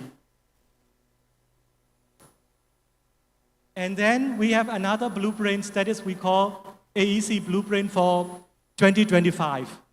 So according to the AEC Blueprint for 2025, we can see Economic Community Blueprint is a strategic plan to develop by the ASEAN member countries. So in this situation, we face a number of challenges for the economic development variations, regulatory issues, poor infrastructure because we are in developing countries, developing zone. So in this situation, even in a particular nation, one province and another province are not equally developed. In terms of the infrastructure development, it still need to be consistent and it still need to be average in the member countries. So this situation, ASEAN countries must collaborate to overcome these issues and to build a cohesive economic region.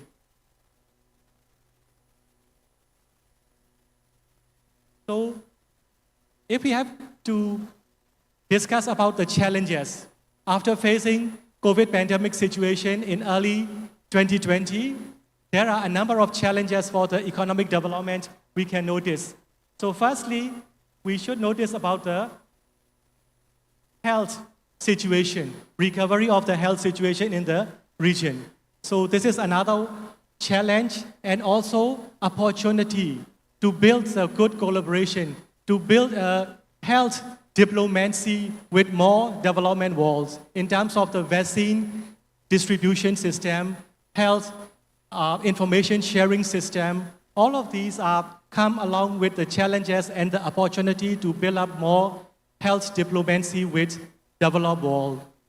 And then according to the Asian Development Bank, in 2021, COVID-19 will eliminate about 9.3 million employment and put about 4.7 million people into extreme poverty in Southeast Asian nation. So this is another factor we can notice in AEC.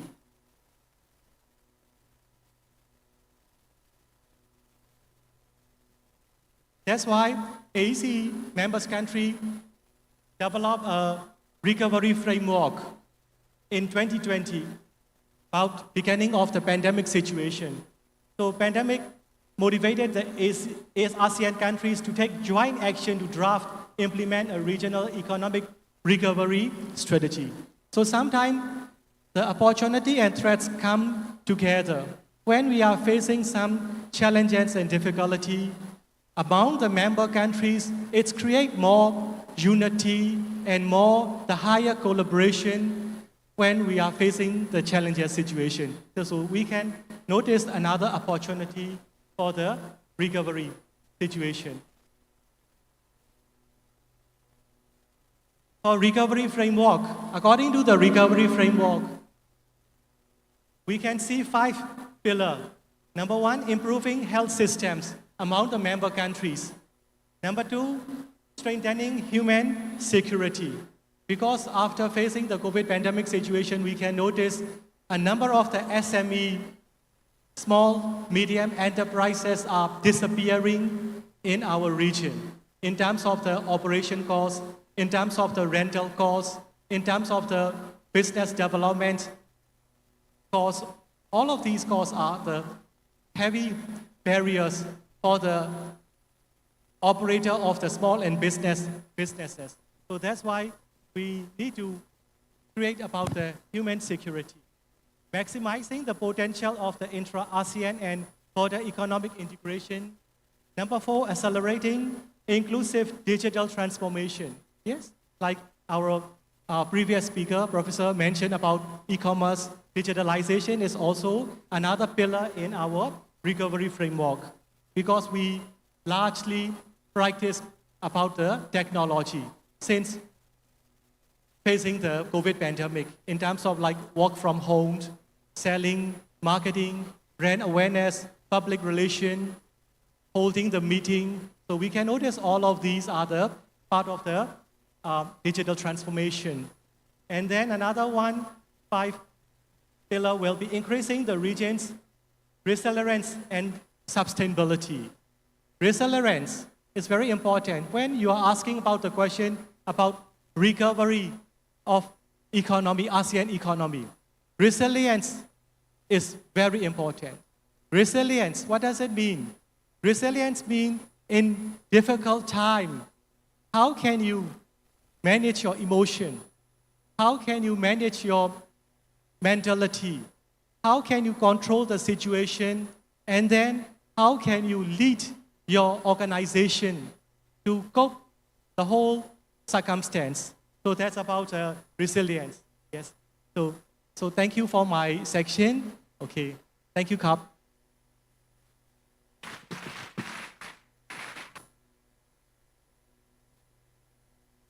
Thank you for the insightful presentation by Dr. Win Min Hin.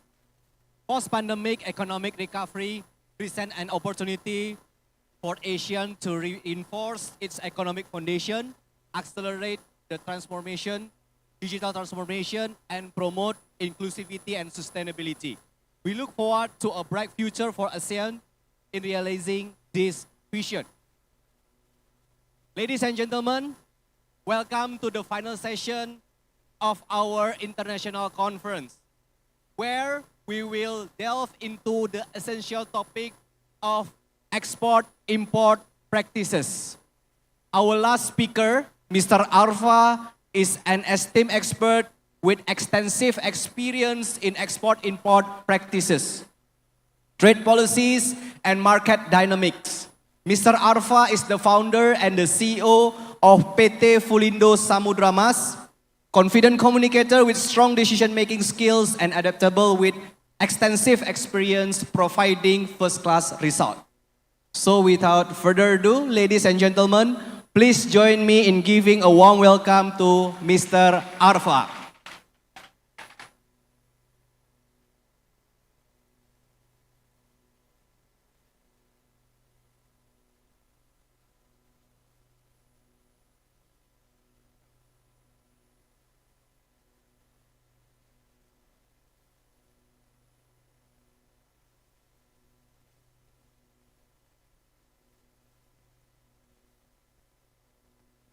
Morning. Morning. And gentlemen. Assalamualaikum warahmatullahi.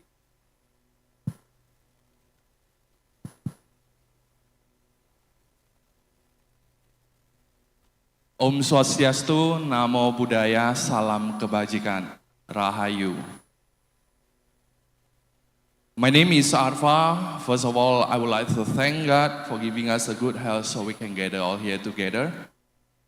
And thanks to Pri, of course, for having me, as it is an honor for me to share my little shallow experience to you all about the recovery, digital economy, and sustainability. But beforehand, I would like to share a video with you all. So please take a look.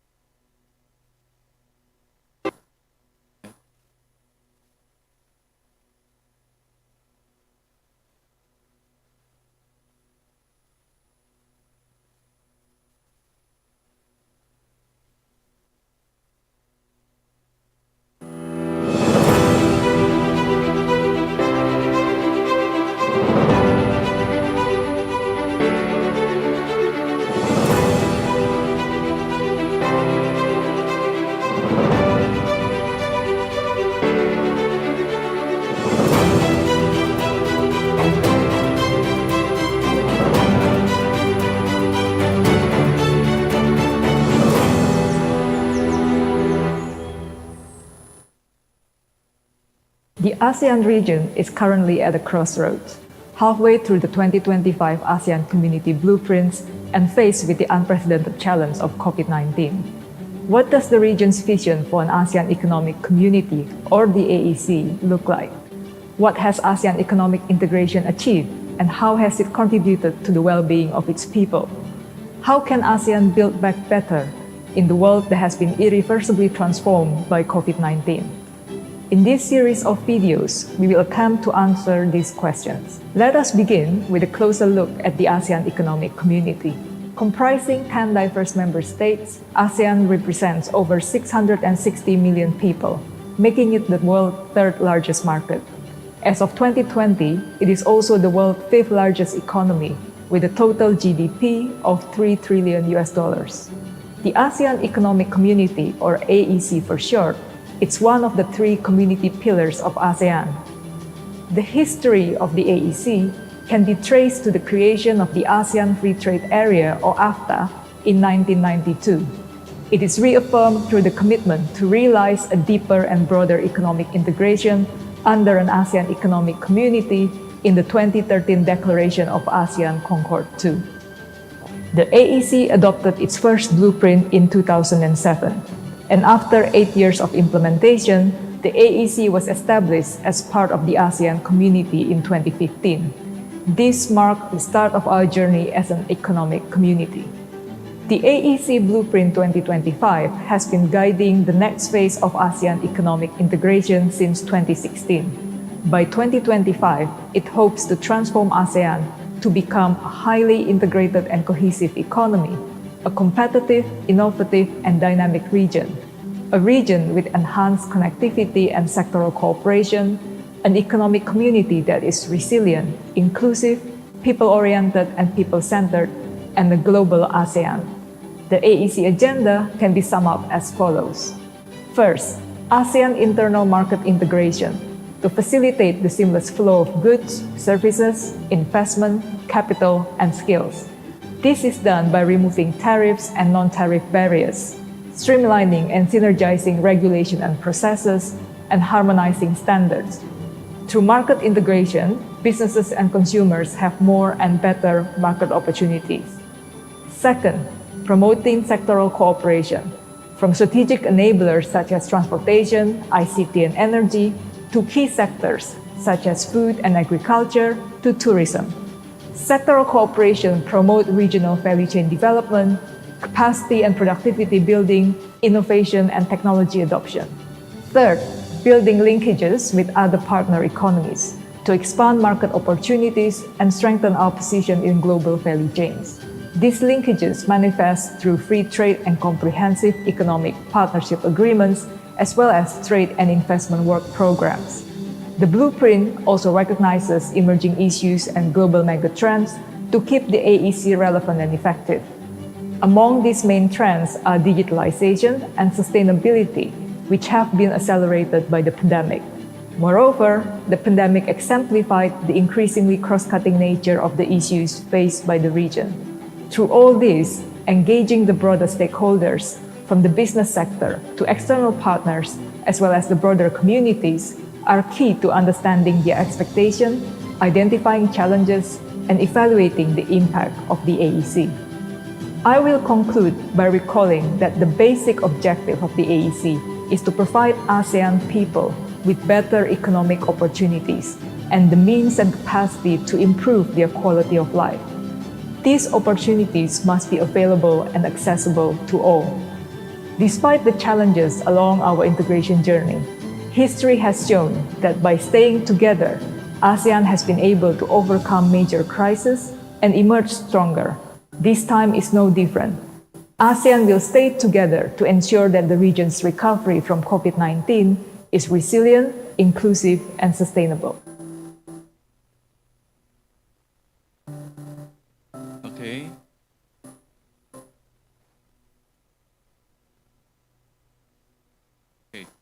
So actually, this video is the summary of all the answer of the questions of the AEC.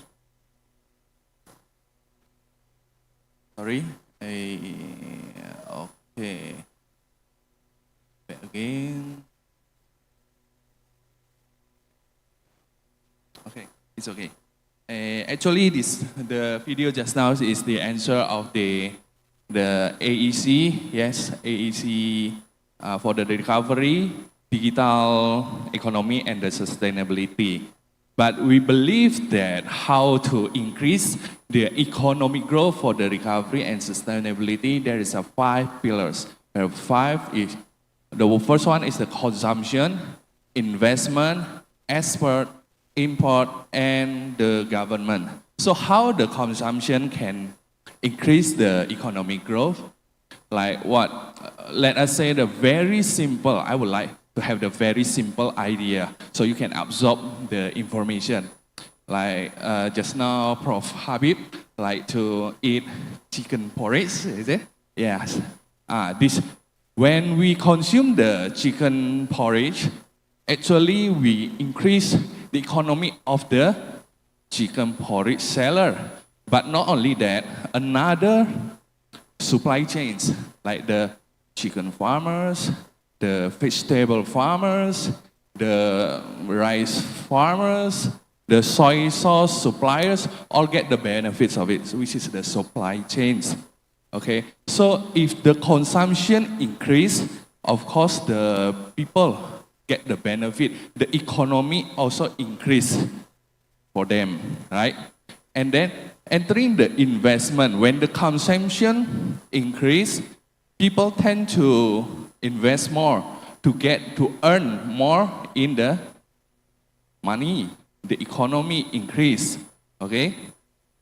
So they invest on maybe the facilities, restaurant, office, all like that in order to earn more. But they have to make sure that they get the benefit. How if the society, economy is in deep depression? Let's get back to this later, okay? About export. So many commodities in, as example, Indonesia, that we can export abroad, overseas. So when we create the export, so many jobs will create. The economy, of course, will increase. Tourism. Tourism also one of the increasing economy of Indonesian growth. How? When the tourists come to Indonesia, come to the country, it is called export services.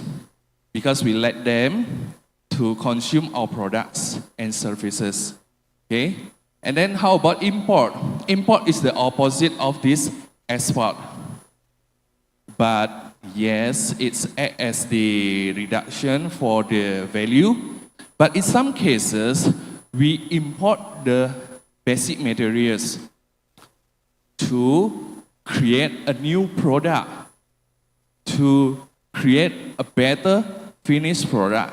So it can be an added value for the increasing economy of the society. Last but not least, the government.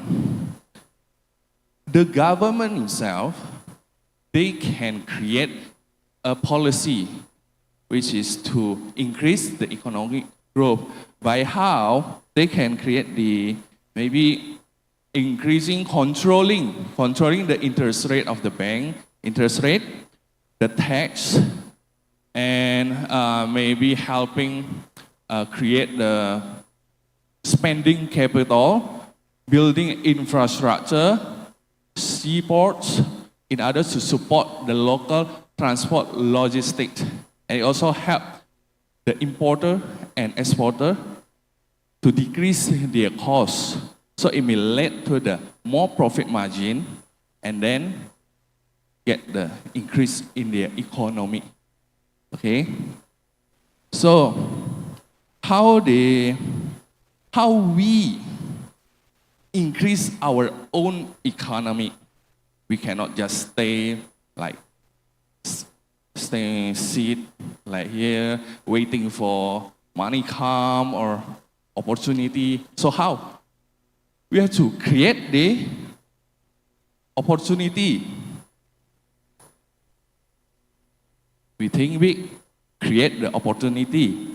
By how? Okay. Did you ever hear about influencer, live TikTok, Instagram, Facebook, others? 15 years ago, we never heard about it, right? So, when the digitalization is not about the globalization anymore, all is digitalized. Handphone, gadget, all these kind of things. We have to pay attention. We have to aware. Why? Because it create new profession, digital marketing.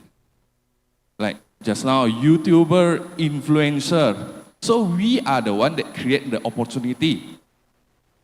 But we have to pay attention, aware of the market. Okay? And how we try to create the opportunity? How about the common low income society who only work for a daily life 9 to 5 and they cannot really get the direct benefit from the government maybe? So actually this is how the Industrial Revolution 4.0 appeared.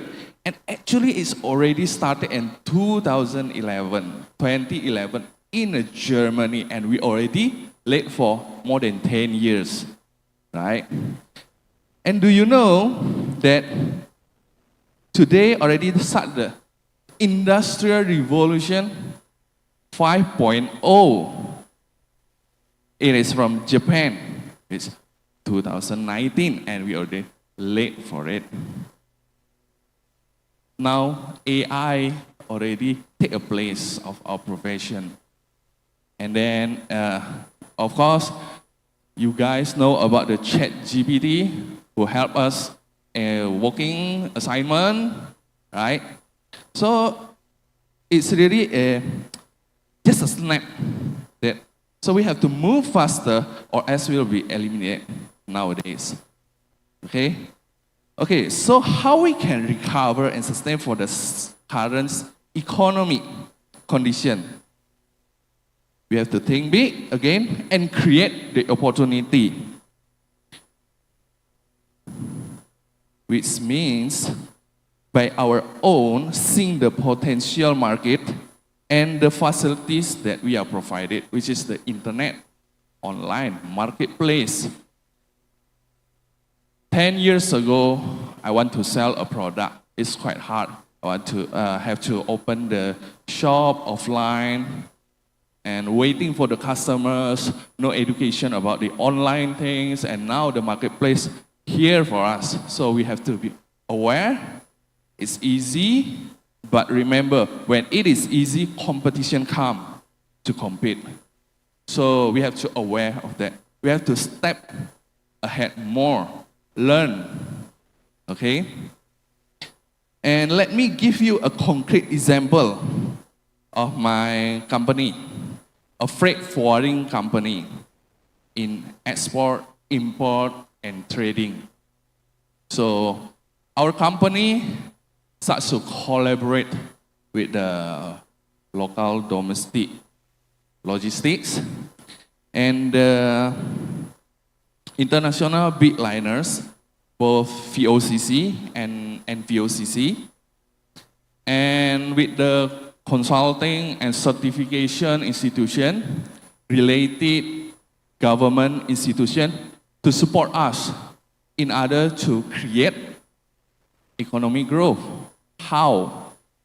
We know that Indonesia has so many great commodities globally demanded, like CPO, nickel, copper, coconuts, and others, you name it. Okay? So, seeing these supplies in Indonesia, how we create the opportunity, and we also cannot direct go to the maybe the villages because the disadvantaged region will have more commodities, but unfortunately they have lack of education of the export system and the certification legal things. So we come here, we stand up to help them. So how we can reach the whole Indonesia supplies by collaborate, open discussion with the Ministry of the Village Development, disadvantaged region, and transmigration. So they can help us also in order to provide the suppliers, and we try to help them, educate them to increase the economy. They are our friends, our Indonesian friends. There's family of us, so we have to help each other. So after we have this supply, of course you have learned about the microeconomics and macroeconomics, but we make it more simple. It's only about supply and demand. When we have supply, we will find the demand. And it actually is easy to find the demand buyers. But how? Yeah, say easy, but not really so easy. Okay?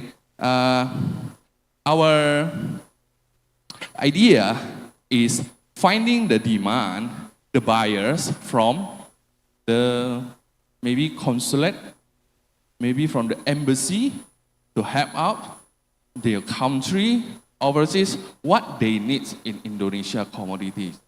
So we have collaborate with the government. Okay? And another thing is we have to see the opportunity. Like last week, we attend the Trade Expo Indonesia 38. It's the largest trade expo in Indonesia, in Jakarta, Tangerang. We found the opportunity there. We have a discussion, a lot of opportunities, meeting friends from Netherlands, and they also can help us to provide the market there until the Europe Union. So when I have supplies, I find the demands, and now we connect all together.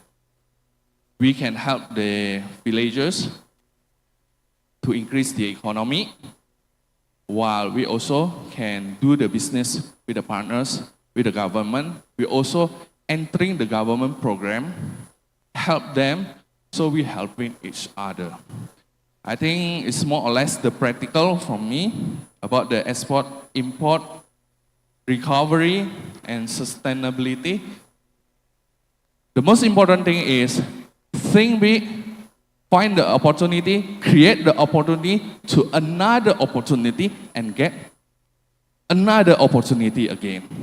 And you will reach what you achieve. Okay? So, thank you. Good morning and have a great day. Thank you. Thank you for the interesting experience sharing from Mr. Arfa. Ladies and gentlemen, we have had the privilege of hearing for our remarkable speaker today, who has shared their very insightful thoughts and presentation.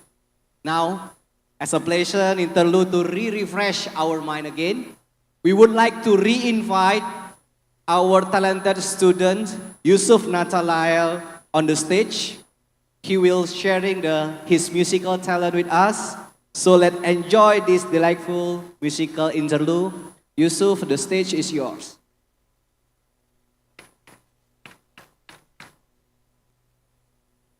Alright, sir. Alright, miss. Okay, I wanna sing a song, Batak song.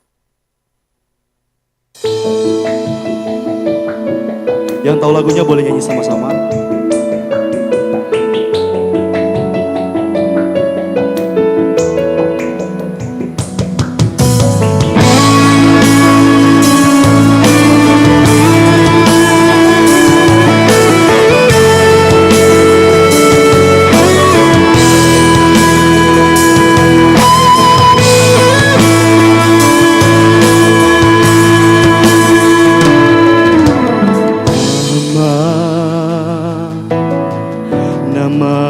Gorgor di rohan aleina pangi tubuh umbansai marsako umbansai tangiso kanoni arioni nabuni paboa majolo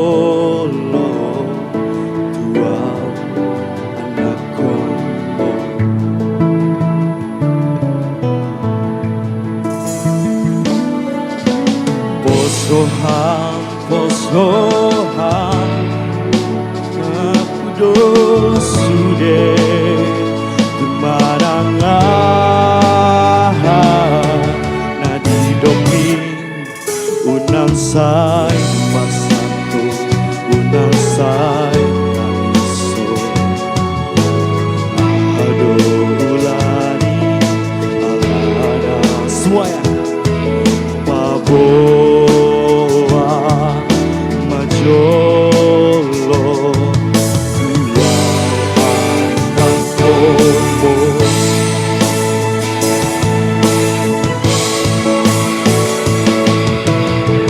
Muli gaina Nimu tuau Dan naso awina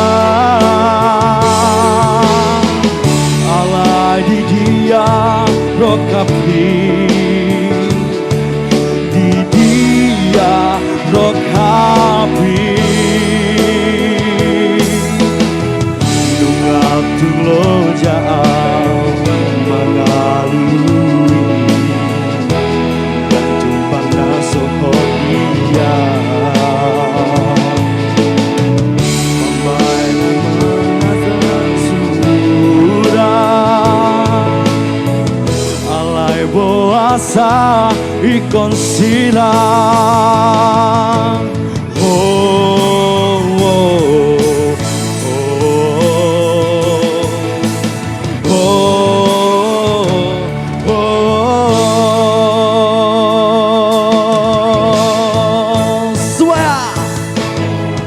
Molotung sabatan nama soro Bain boga siga betar boro Sabatan ise ono pu Omula jadi nabola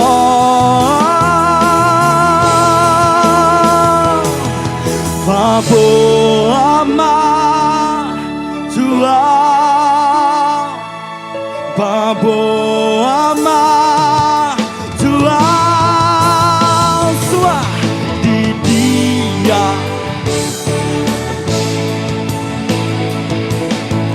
Di dia Rokapi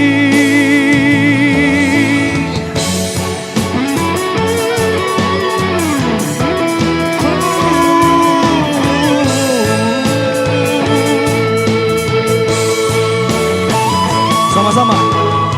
Molotung sabatan namar soro Bai boga siga betar boro Sapatan ise ono bu Omula jadi nabola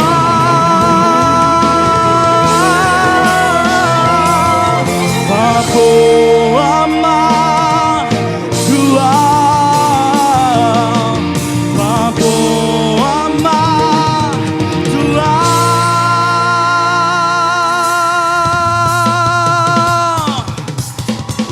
Dia rokapi Di dia rokapi semuanya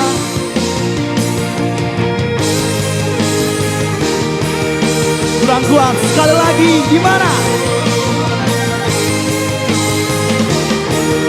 Sama-sama. Di dia rokapi Di dia rokapi Thank you sir.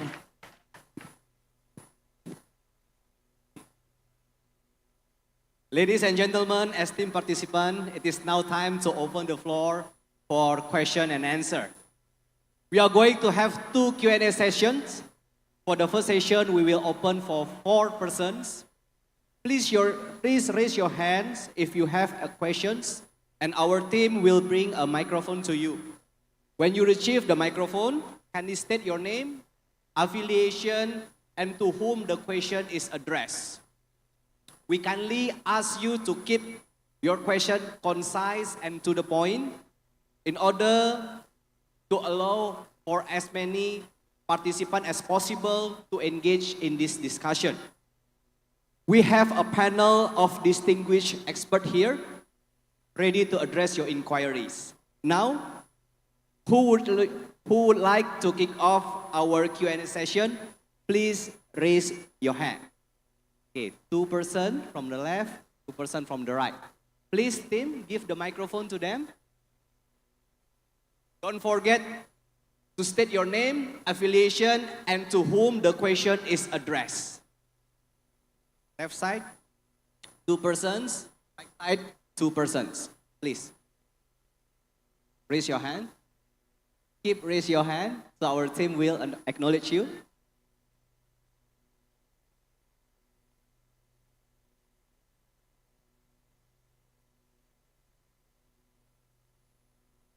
Test. I'm so sorry, sir. Who is the first one? Who will be the first one to ask? From left side, 2 From persons. left side. Okay. And later from the right side, 2 persons. Which one, sir? This one in front, please. Oh, in front. Yes. Okay.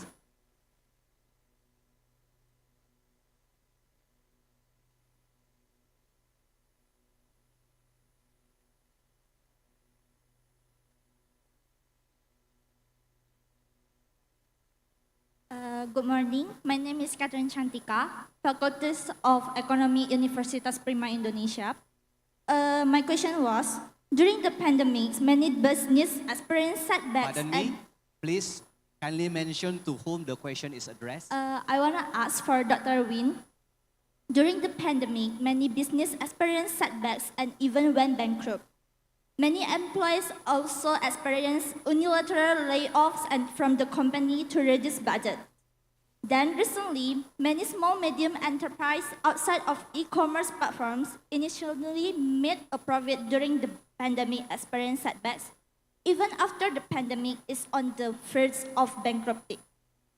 This is because of e-commerce has success in attracting experts in the world of economics. The one that I wanna ask was, what do you think about this case? So that small medium enterprise and e-commerce business can both continue to run side by side.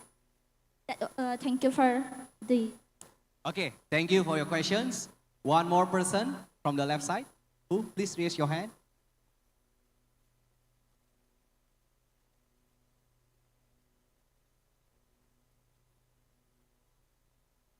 Okay, thank you. Introduce myself. My name is Alicia. I am from Faculty Economy. I want ask to Mr. Arpa SEBBAMM.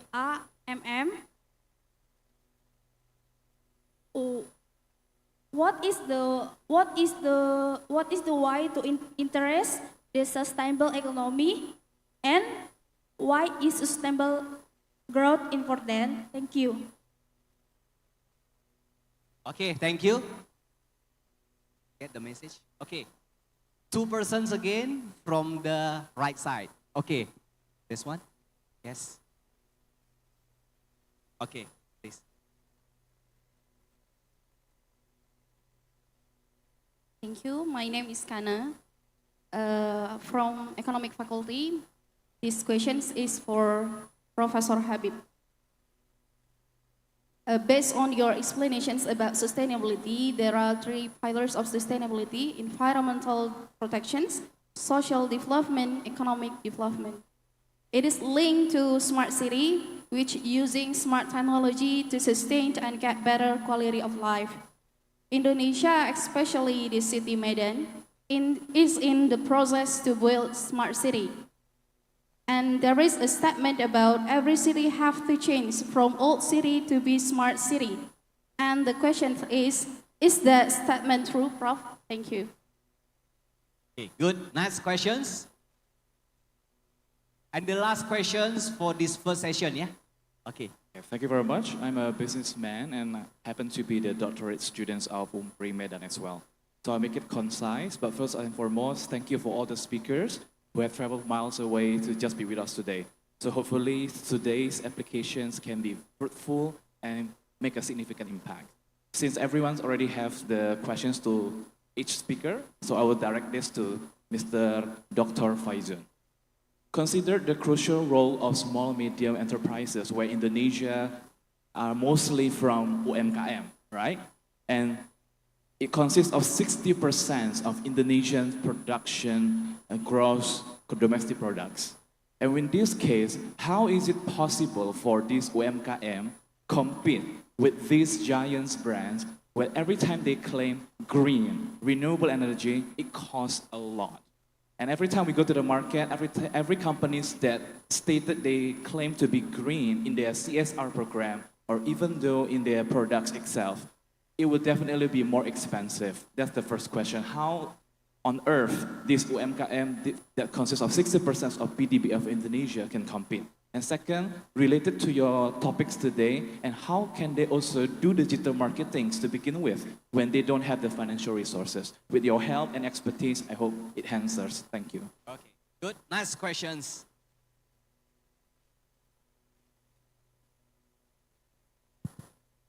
Good afternoon once again.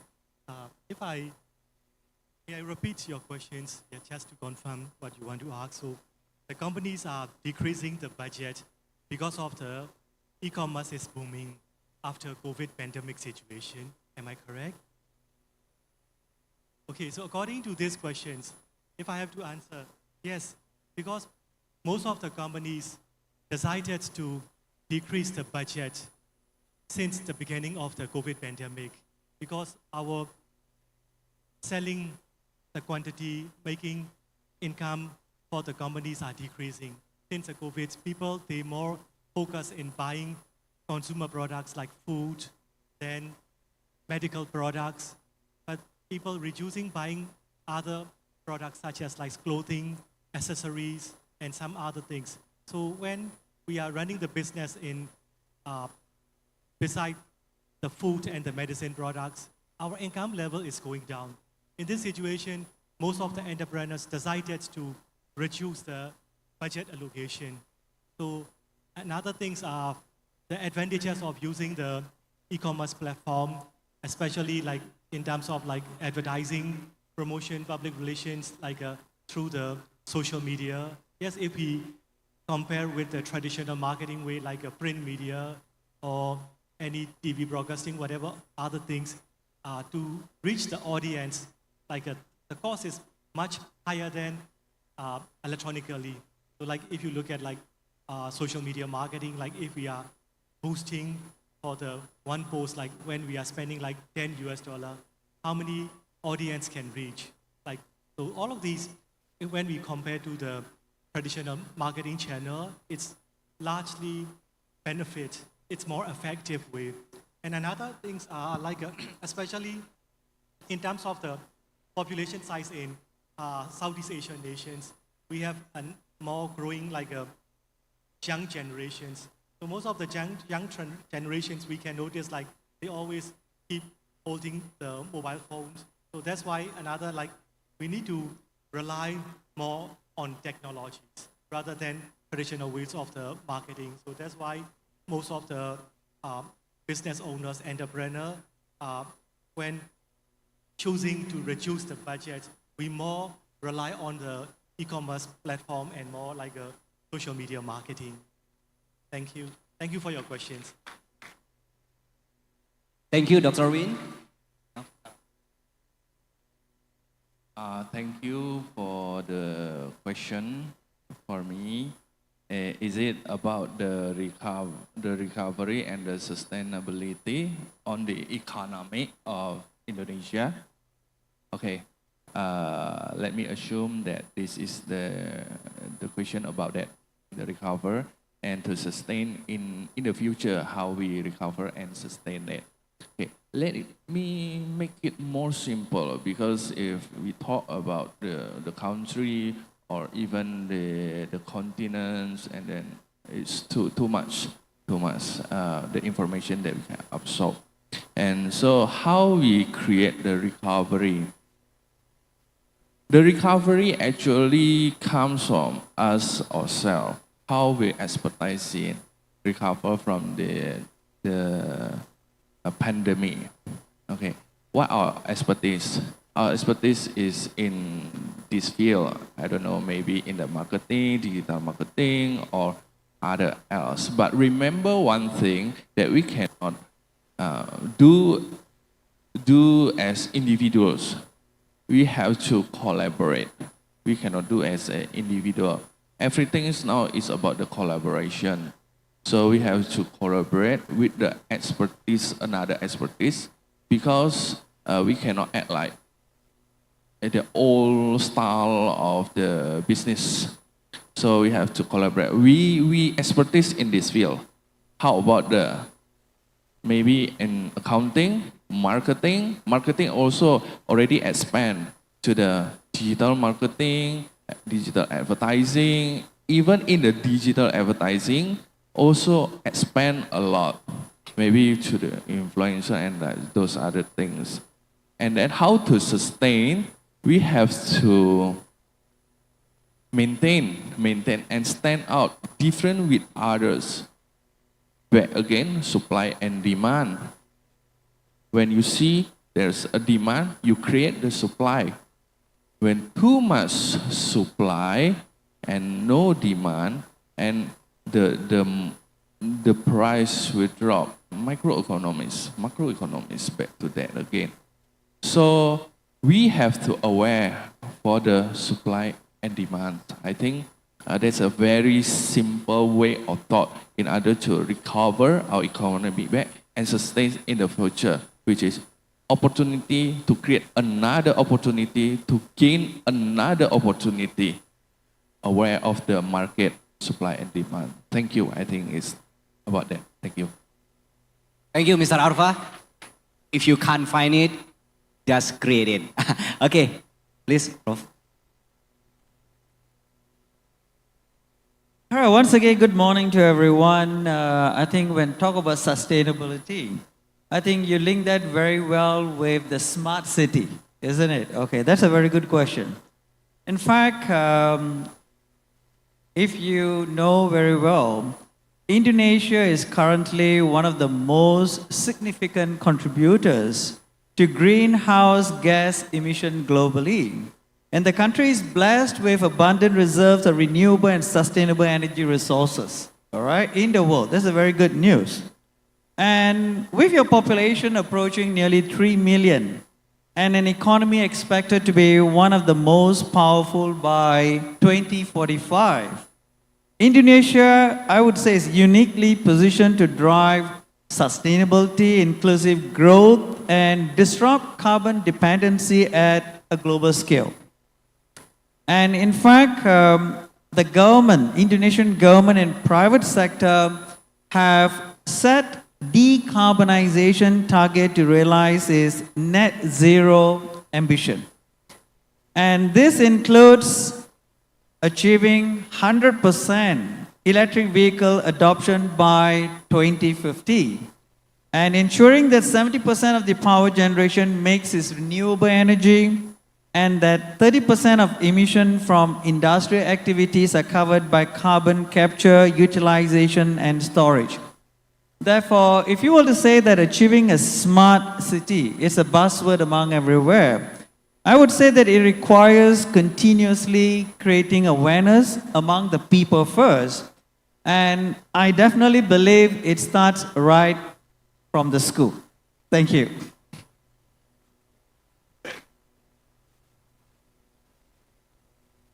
All right. To continue with question number 4, thank you so much for the question. So there are 2 questions, right? So regards to the development of the small medium enterprise, how the industry is so competitive and how they want to make sure they are sustained and also to win the market share, especially among the big players, right? All right. So first thing first, we need to know the capability and the capacity of our businesses. So meaning to say, are we looking at the macro market or the micro market? So if let's say in the capacity and capabilities of our businesses, we should focus on the micro market, then we engage more user experience to our targeted niche market. Our potential customer, our potential buyers. So we must be focused. Otherwise, we lost in between, we lost track, we lose to the big players. Right? So what do we need to do when we are focusing on the user experience? We play around our content. Right? We play around our data analytics. Know our audience, know our potential, revive our offering to our potential customers. Right? This is very important. If we have more capacity on the budget, then invest in technology. Right? From one administrator, you need to add to another 2 administrators, for example. Invest in our resources, especially on the technology part, right? Focus on the campaign to our niche market, right? Especially to the people that we want to target as our segment, right? So that will be my sharing if we want to focus on SME development, right? In this competitive business, right? Okay, for number 2, to start the digital marketing with no budget, right? Okay, there are one concept I think everybody in this economic field will know, that concept called gig economy. So what is gig economy? The gig word is actually coming from the word engage, right? So the best example is how Uber started its business. Uber doesn't have resources. Uber have one specific platform which is the apps. However, Uber utilize the surrounding resources. Let's say, for example, the vehicles, the driver, right? So now, Uber engage with this segment to provide services and facility for the people. For starters.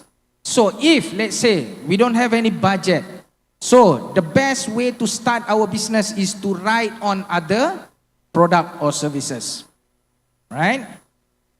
We can do drop ship. Yeah, we can do, online stockists.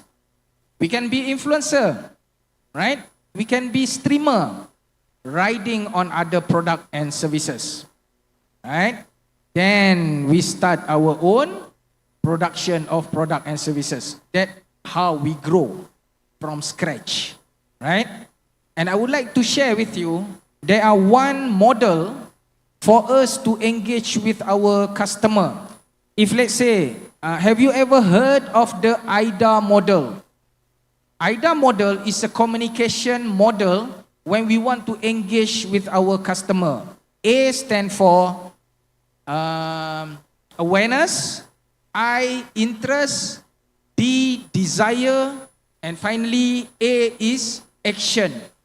So this is a conversion when we want to engage with our customer, starting with awareness, closing with action.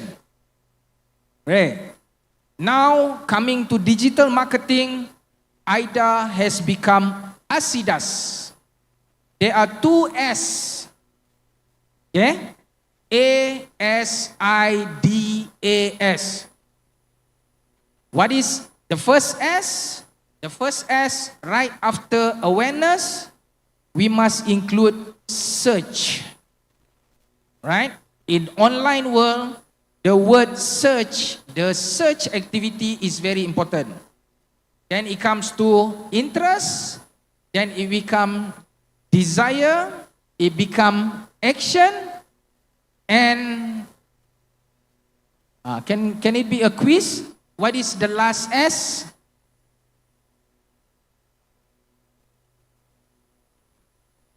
Awareness, search, interest, desire, action, and the last S is? Anybody would like to try? No, sustainable, no. Who else wanted to try? This is simple. We do this every day. In communication model, we do this every day. Not satisfaction. One more try.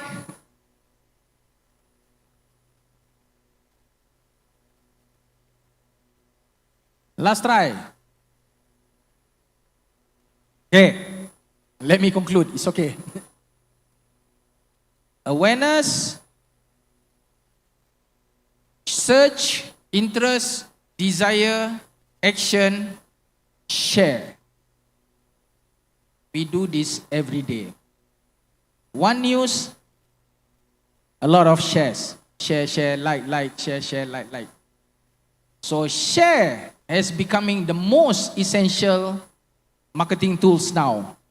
Right? So I think, am I answering the question? Thank you so much. Thank you, Dr. Muhammad Faizun, because sharing is caring. Okay, good.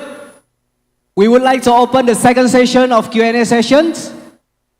Now we please 3 persons to ask the question. Please raise your hand.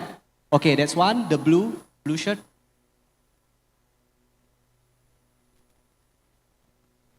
Okay, please give the microphone. Okay, good.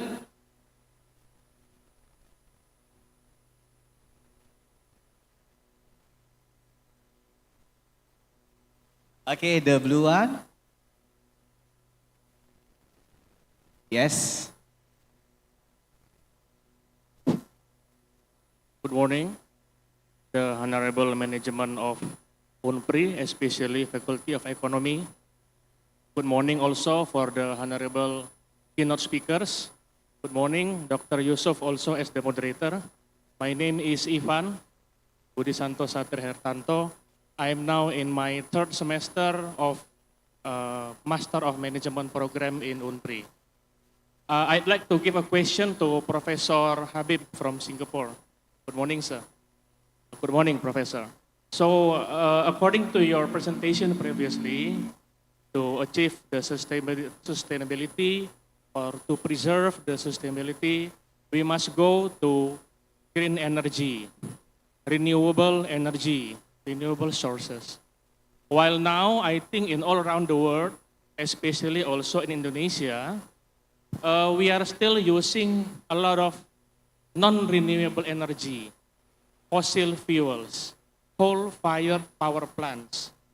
And to do transitions, to change this supply of power plants of energy to renewable energies needs a lot of money, costs a lot.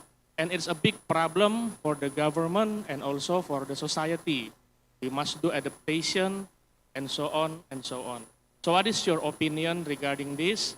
How to solve this issue or this problem? Thank you, Professor. Okay, thank you, Mr. Ivan. From dirty energy to green energy. Yeah. Okay, good. Okay, this one, please. Yes.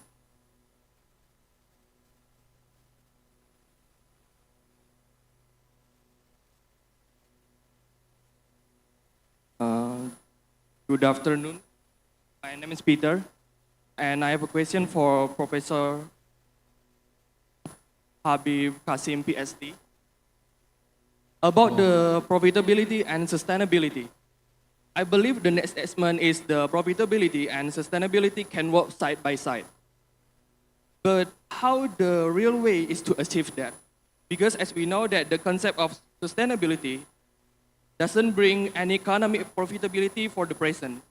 It's not about the present individual economy unit material benefit, but it's likely about the human endless future survival and evolution. And honestly, in my mind right now, getting rich is contradictory to human survival. So how to achieve that? Thank you. Okay, good. Nice questions. Okay, from the left side, 2 persons, please. Okay, first, microphone, please. Please raise your hand. Keep raise your hand. Okay.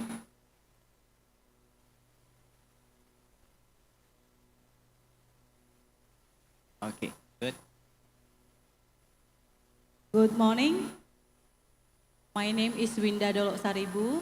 I'm a lecturer from economic faculty from UNPRI. I want to ask Mr. Dr. Muhammad Fauzin from Malaysia. Okay, sir, according to your explanation about double down on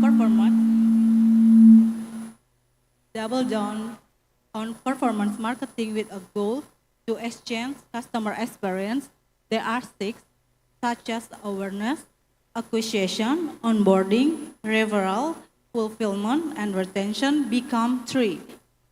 Become awareness, consideration, and decision conversion.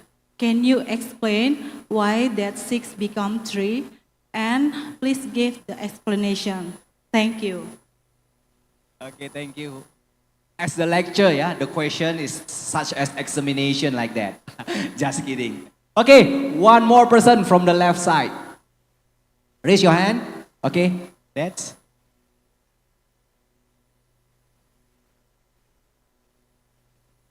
Okay, introduce myself.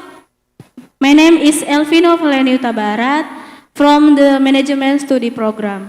I want to ask to Professor Muhammad Fauzin. What is the role of digital marketing in driving a country economy? I want marketing strategies and needed in today's digital era. Thank you. Can you repeat one more time so we get clearer message? What is the role of digital marketing in driving a country economy, and what marketing strategy and needed in today's digital era? Okay, thank you. Please, Prof, time is yours.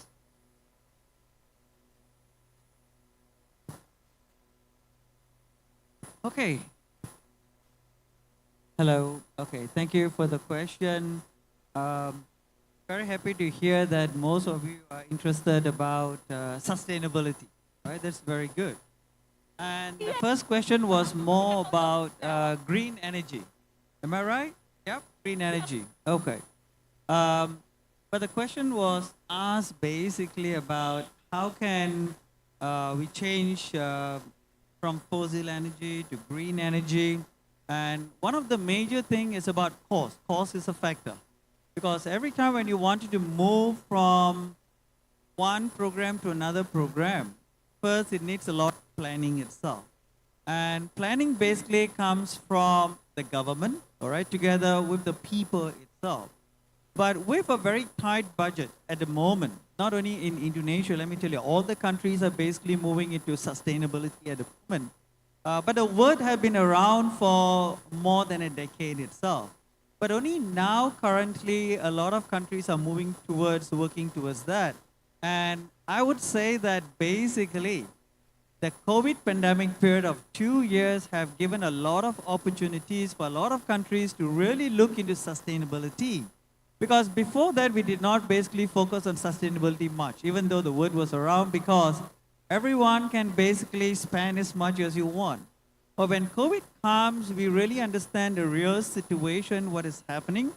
And that was the period when a lot of governments basically look into the seriousness of why sustainability is very important and what can the entire community contribute to sustainability.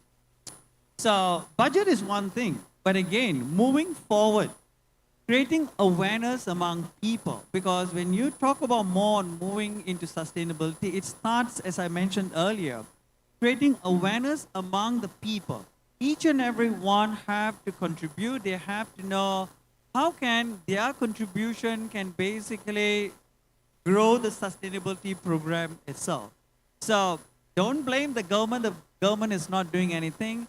So it have to start from small organization, maybe from small, medium enterprise, moving forward to multinational corporation. So we would say that rather than depending on the government, private sector should take the initiative to move into sustainability with the support from the government. I hope I answered that question. All right? And the next one was about profitability, and I did not get the last word. The dear boy, what was the last word? Who was that boy just now who asked that question? What was the question? What was the questions? Yeah, that boy who asked, yeah. You mentioned rather than looking into profitability, what should we be looking into? Mention that. Because before I can absorb the first question, the second question comes in too fast. My question is, yes, how the profitability and sustainability can work side by side? Okay. Thank you very much. All right. When we talk about more on profitability and sustainability itself, so we know what is sustainability, and end of the day, if you look into why are we talking about sustainability? Sustainability is basically equals to profitability. Okay, how do we basically mention about profitability? Whatever we are doing, very basic thing, simple example, right from environment, saving of water, saving of food, all right? If you can basically do very simple basic things itself, it is in fact contributing to profitability.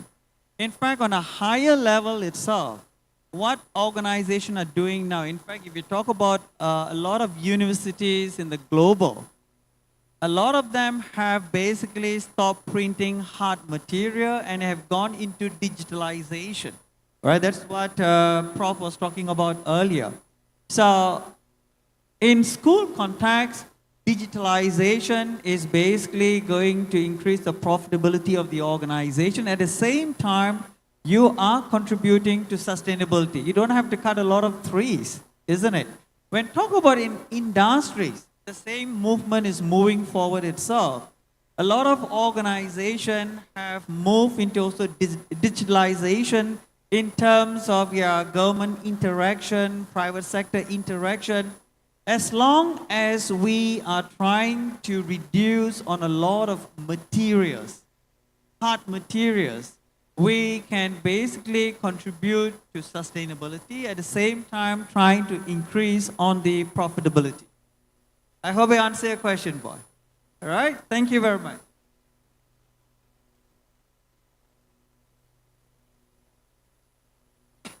All right. Thank you so much for the question, Ibu Winda. All right. When we talk about performance marketing, the current practices will uphold the 6 levers. So from the awareness, coming to the second levers, third levers, and until finally, the final objective is the conversion. The conversion means purchase and repurchase and repeat purchase, right? So by having 6 levers, coming to the 3 levers, the answer is simple. We actually cut short the process. We make it simpler to the user. We make it fast conversion. Because the most important levers here is the consideration part, right? If we look into the current one, right? We have, after awareness, we have acquisition, onboarding, and referral. So basically, we have 3 main activity there. So we need to cut short that. Why? Because we don't want our potential customer to have a lot of thought in their mind and they finally run away from us. So we need to really make them convert into purchase as fast and as soon as possible. So that's why we need to cut short the process from 6 to 3. Make sure after they are aware, straight away they are consider. When they consider, we grab them as a conversion to our customer. Potential to customer. Right? So it's actually to cut short the process. And we don't want them to lose in between. Right? Because there are a lot of options. The more they consider, the more time they have to consider for other options. Right? Okay. So the second question is, what is the role of digital marketing in escalating the country economy? Okay, this is from the economic perspective. It goes back to the economies of scale. I think everybody here is aware what is economies of scale. When you are actually have the advantages to reduce your costs and to elevate the output, right? So digital marketing is definitely a new way of increasing your economies of scale, right? Definitely, because reducing the cost is one thing that digital marketing has been supporting all this while in terms of the business while, operationally, right? And the output has been tremendously elevated using this digital platform, right?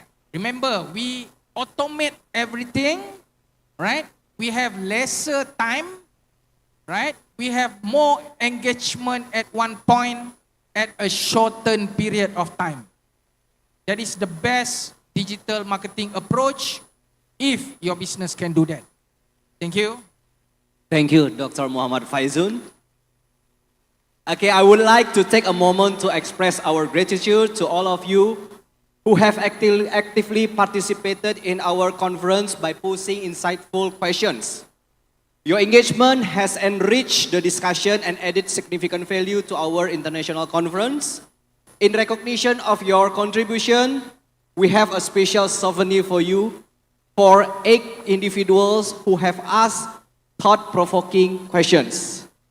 So please feel free come on the stage for 8 persons who have asked the question. Come on.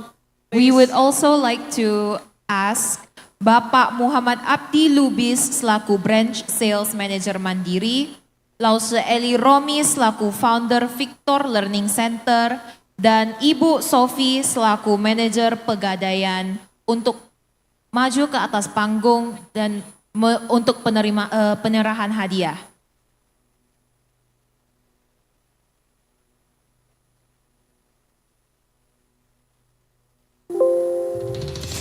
Kami juga undang penanya untuk sekalian naik ke atas panggung untuk menerima hadiah.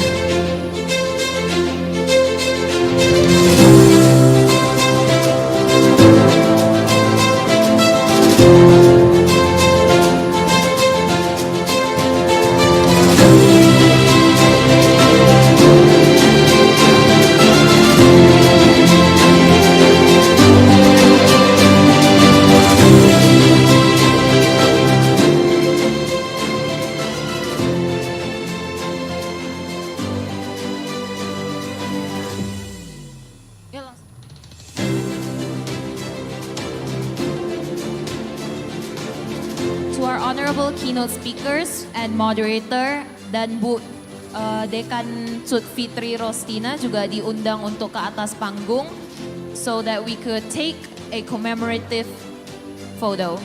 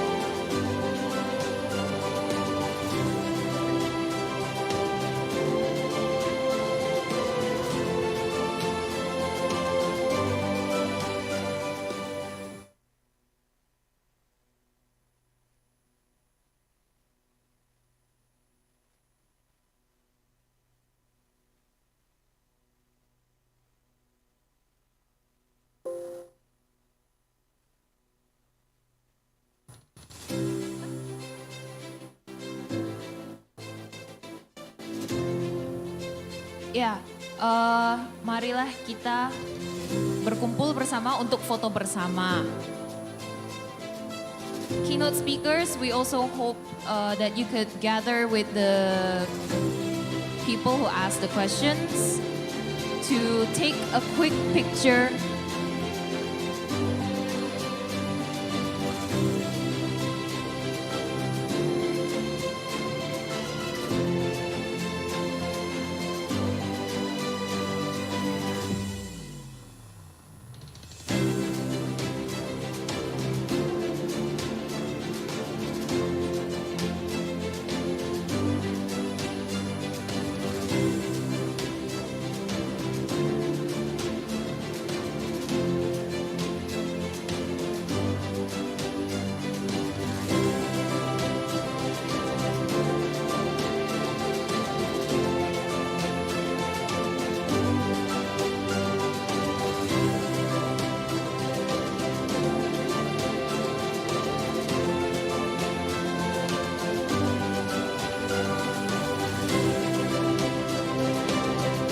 Kepada semuanya dipersilakan untuk kembali ke tempat.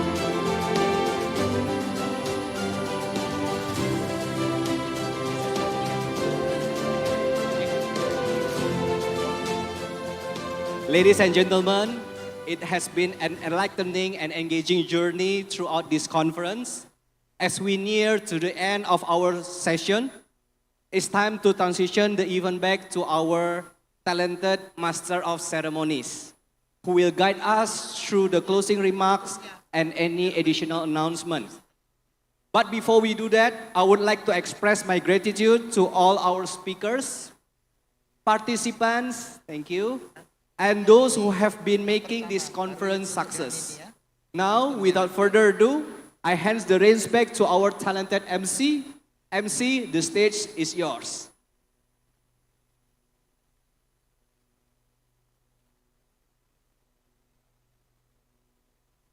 Yes, keynote speakers, you're allowed to leave the stage.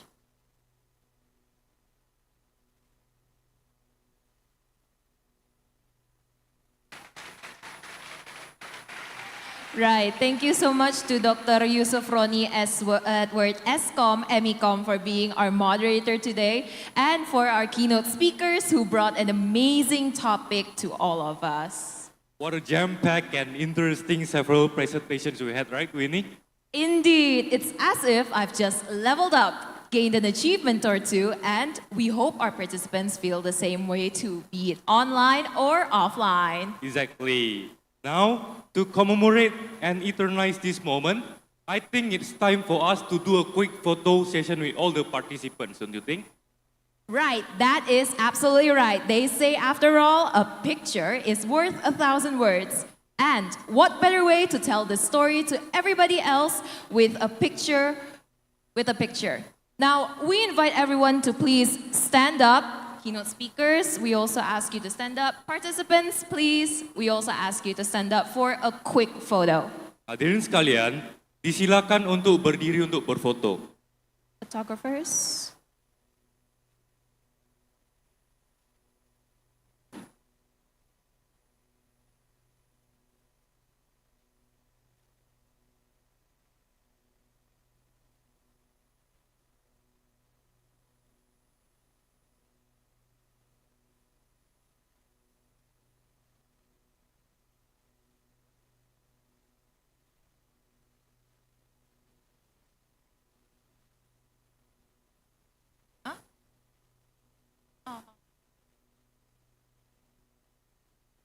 To all esteemed guests, kepada semua tamu yang terhormat dan kepada keynote speakers, kita berharap untuk bisa berkumpul di tengah.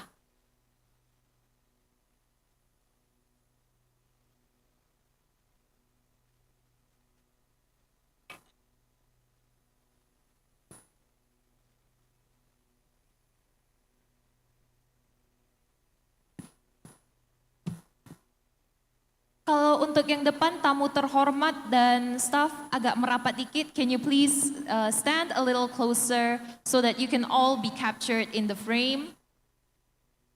That's right. Photographer ready? Everybody, semuanya tolong lihat kepada kamera yang ada di tengah. One. Ready? One, two, three. Once Once again, more. okay. One, two, three. That's great.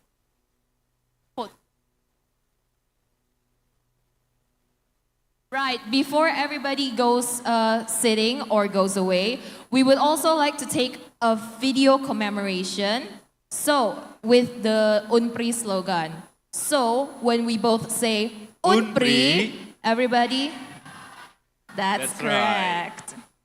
Okay, videographer, are you ready? All right, now, 1, 2, 3. UNPRI.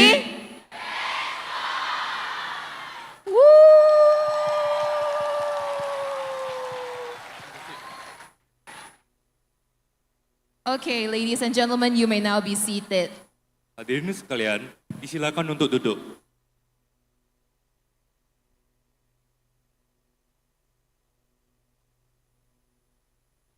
Now, ladies and gentlemen, the moment you all have been waiting for, untuk waktu yang sudah ditunggu-tunggu, the lucky draw.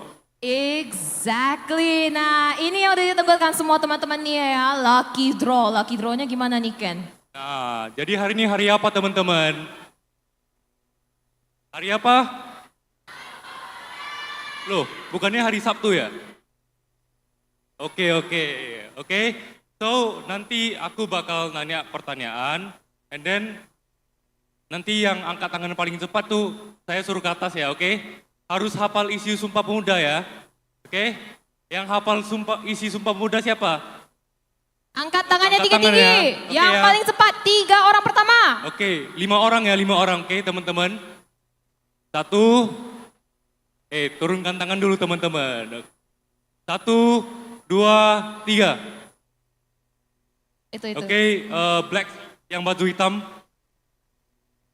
Yang pakai helmet. yang pakai helmet juga, and then Yang tadi baru ke belakang ya. Yuk, naik ke atas panggung. ada lagi yang bisa hafal isi Sumpah Pemuda. Oh, yang itu. Boleh naik ke panggung? Yuk naik. Naik ke atas panggung. Iya betul. Oh, ada lagi yang helmet tuh. Boleh naik. Berapa orang weh? 5 orang. Orang kan? Iya.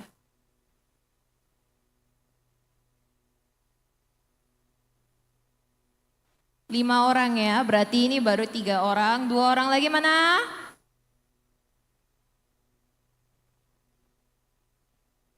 Ayo jangan malu-malu ke stage center.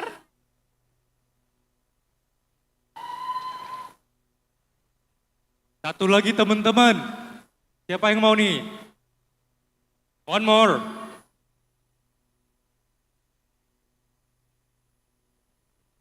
Any more? Ada lagi teman-teman? Oh, oke. Please come on to the stage.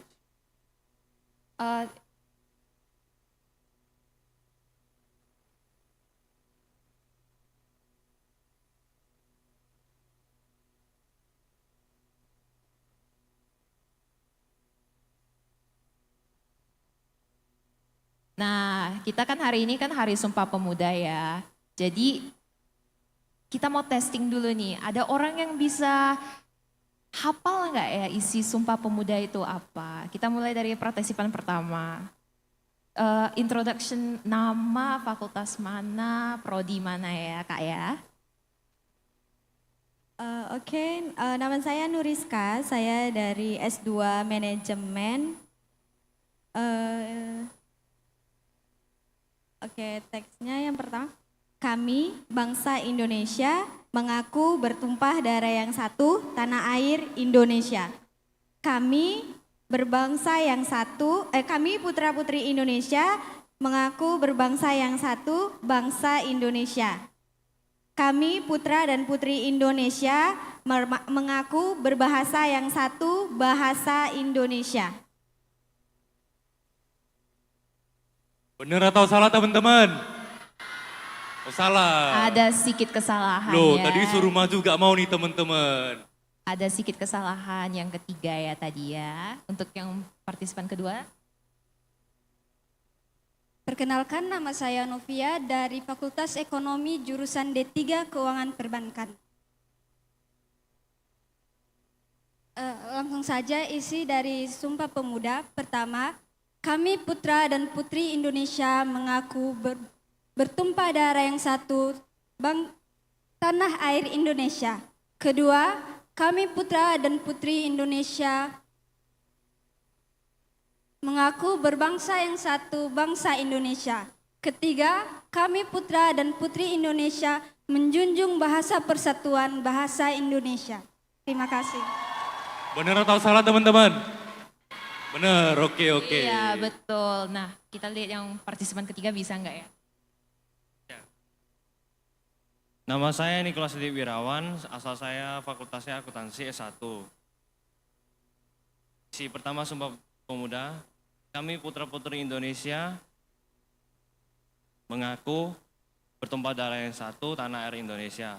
Kami putra-putri Indonesia berbangsa yang satu, bangsa Indonesia. Kami putra-putri Indonesia menjunjung bahasa persatuan, bahasa Indonesia. Bener atau salah teman-teman? Oh, salah ya? Salah atau bener nih? Salah nih. Gak dapet nih. Waduh. Ya, It's okay ya, kalau kita continue to the next one. Bro. kita Okay? continue dulu ya. Perkenalkan, nama saya Abdul Latif dari Fakultas Ekonomi jurusan D3 Keuangan. Isi Sumpah Pemuda yang pertama yaitu kami putra dan putri Indonesia mengaku bertumpah darah yang satu, tanah air Indonesia. Yang kedua, kami putra dan putri Indonesia mengaku berbangsa yang satu, bangsa Indonesia. Yang ketiga, kami putra dan putri Indonesia menjunjung bahasa persatuan, bahasa Indonesia. Terima kasih. Oke, last one ya. Halo, perkenalkan nama saya Winda Melina Hutapea. Saya dari S2 Prodi Manajemen. Sumpah Pemuda yang kita peringati di hari ini, saya akan coba untuk menyebutkannya. Sumpah Pemuda. Kami putra dan putri Indonesia mengaku bertumpah darah satu tanah air Indonesia. Kami putra dan putri Indonesia mengaku berbangsa satu bangsa Indonesia. Kami putra dan putri Indonesia menjunjung tinggi bahasa persatuan bahasa Indonesia. Terima kasih. Nah, kita kan udah ada 5 jawaban di sini ya. Jadi regardless jawabannya betul atau enggak, kita tetap ada dapat awards. Nah, Bener, untuk appreciation ya Win ya. iya betul, appreciation udah berani keluar sini dan udah berani keluar di sini dan memberikan jawaban dan akan diberikan oleh Prodi Manajemen.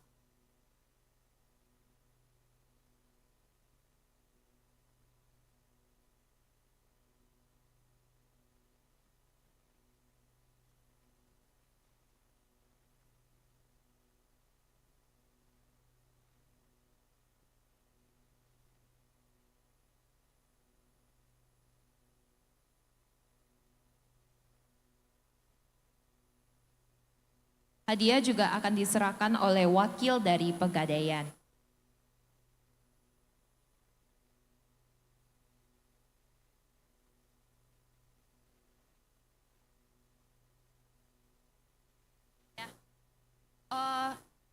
Fotografer kita akan mengambil foto sebentar.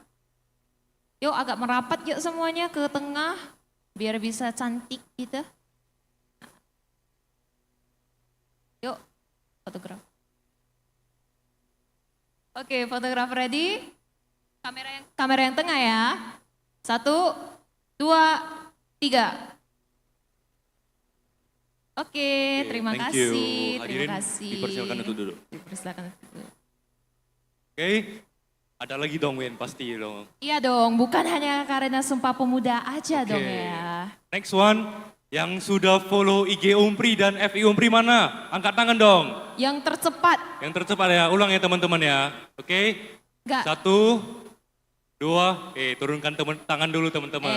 Turunkan tangan dulu yo. Oke, 1, 2, 3. Waduh banyak nih, yang alma mater biru. And then, yang lagi lampai tangan tuh. Itu kakak yang Boleh pakai. ke panggung ya. Yang pakai alma boleh. Itu kakak yang tadi baru. 3 orang aja ya teman-teman ya, 1 lagi ya. Yang cepat langsung ke panggung aja teman-teman. Langsung ke panggung aja teman-teman. Itu kakak yang pakai almet itu, iya. Kakak, ya.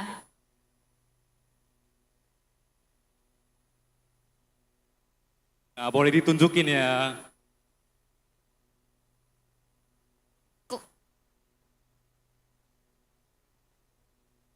Tunjukkan IG Unpri-nya ya, sama IG Fakultas Ekonomi Unpri. Udah di follow belum ini?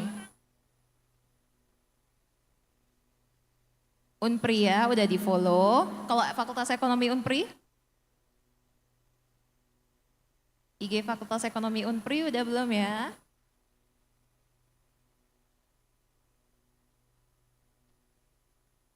Aduh, sinyal jelek. Kita coba lihat partisipan yang lain dulu. FE Unpri udah mengikuti. Kalau untuk Unpri, sebentar dulu ya.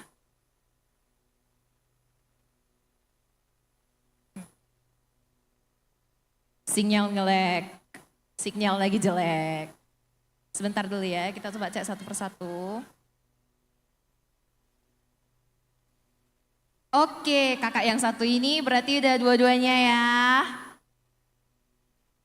Ini Unpri Medan ya. Kalau FE?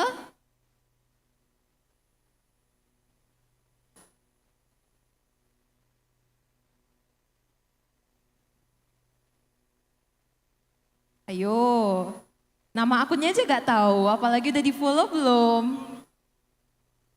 Udah follow ya, berarti udah 2. Cici tolong di sini. Ya, Unpri, FE, udah follow, oke. Sayangnya Kak, hanya dipilih 3 orang, maaf ya Kak ya. Sorry ya Kak ya. Yuk. Boleh di tengah, boleh di tengah. Di tengah dulu.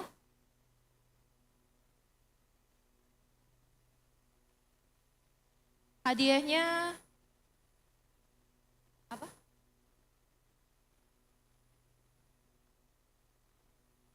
Nah, untuk meminimais waktunya, kita akan panggil peserta-peserta yang menang lucky draw ya. Ada 2 nama yang dipilih secara acak oleh penerima tamu. Yang pertama, Octaviana Barius. Kak Octaviana Barius, silakan datang ke stage.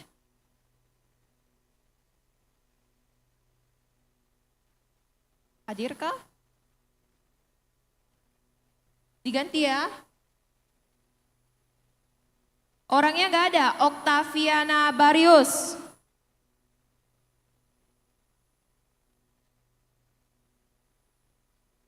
Gak ada. Gugur ya berarti ya.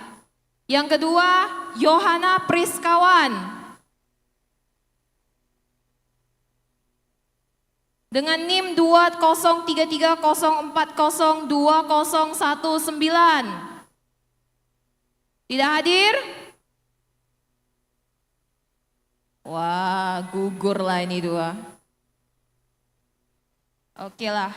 Nah, untuk kita lanjutkan aja. 1 nama yang pertama mengisi Google Form. Tigor Ananda Paradongan. Gak ada juga ini. Kabur semuanya ini ya. Abdul Latif. Tolong dibawa KTM-nya ya. KTM atau bawa siamnya, buka siamnya. Dan yang terakhir, mahasiswa PMM yang dipilih secara acak. Atas nama Petri Marsatonapa dari Universitas Pendidikan Muhammadiyah Sorong.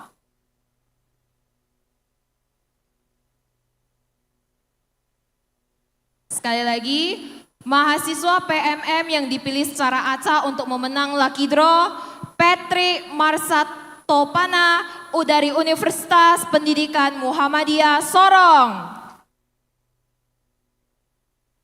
Apakah hadir orangnya?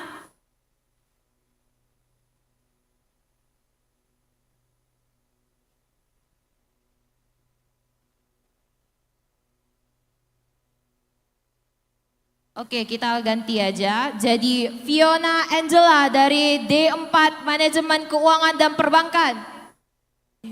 D4 Mandarin, sorry.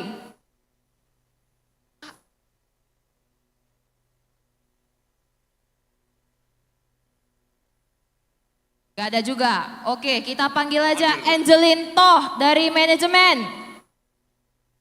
Serius? Fiona. Silakan. Silakan. Kok tadi dipanggil-panggil gak kelihatan?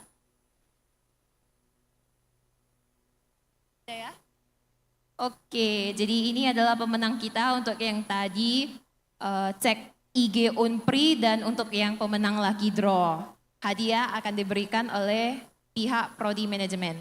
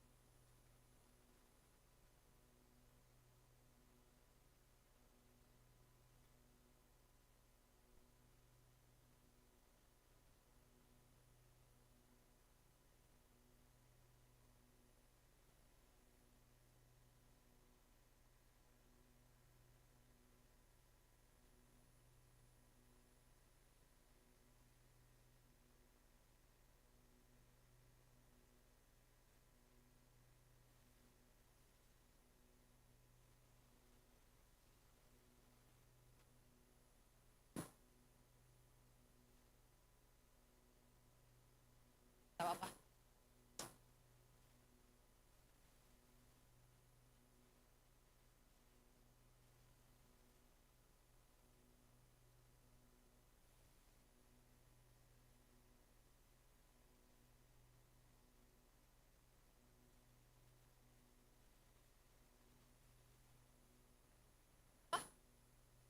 Saya.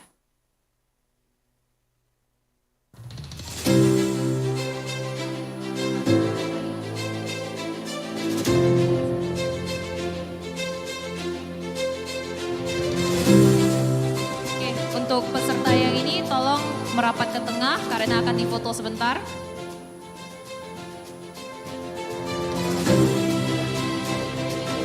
Fotografer ready? 1, 2, 3. Oke. Hadirin disilakan Silakan. duduk. Silakan duduk kembali.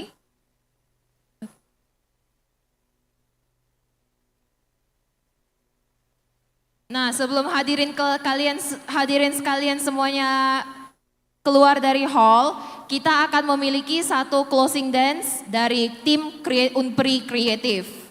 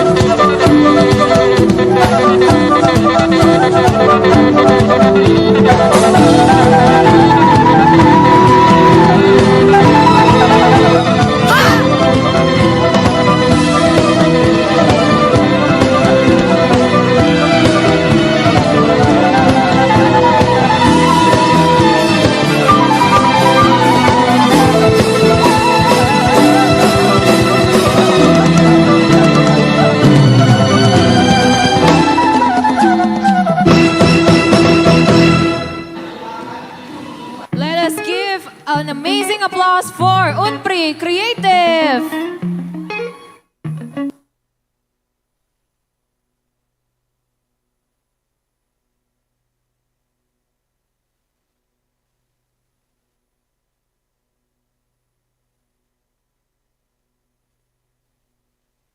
Thank you for UNPRI Creative team. Unfortunately though, this means we have reached the end of the seminar. We would like to thank all participants, be it online or offline, for your interest and participation in this amazing seminar. And don't forget, participants, that you can still log on to Prim TV or the live stream to watch the rest of this seminar. Once again, we, on behalf of the organizing committee, extend a huge thank you to everyone, to our speakers, and especially our participants. Remember, this isn't a permanent goodbye, but simply a see you next time. Should there be any shortcomings of ours, we sincerely apologize. This is Winnie. And Kennedy. Good afternoon, ladies and gentlemen, and see you on the next IC BESMA.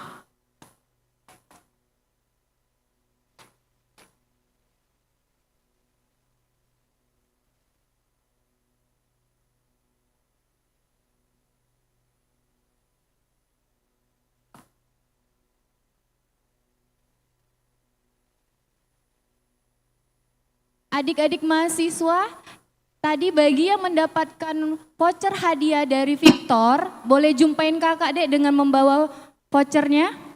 Tulis nama dan NIM untuk pengiriman e-money-nya. Coba dilihat ya dek di dalamnya. Terima kasih.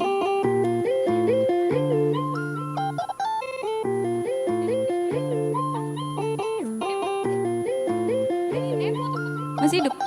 Sesi acara?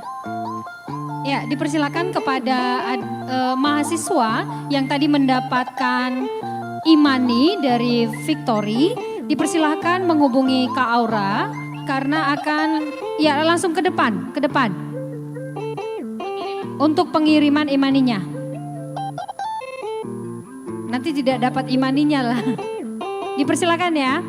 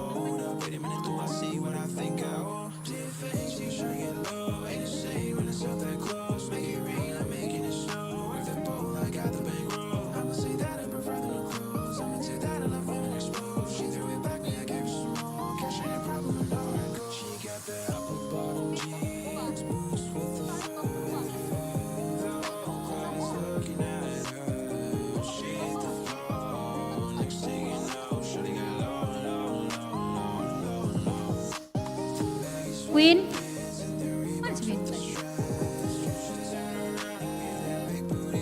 Terima kasih yang di backstage. Terima kasih buat operator. You are the best. Terima kasih orang yang sudah di backstage. Ini orang-orang yang ada di backstage ini adalah salah satu penunjang untuk keberhasilan acara kita. Nah,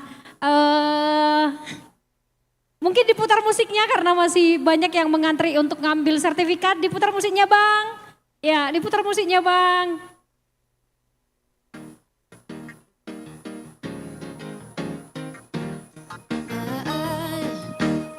Kan. Foto. Aduh. Sesi acara foto. 18, we were undergrad, stayed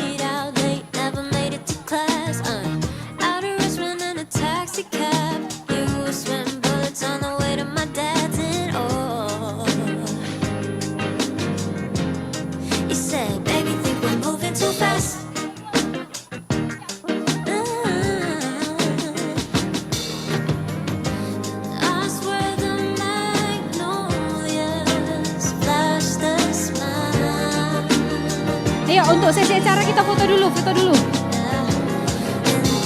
Sesi acara, sesi acara. Ayo di atas katanya.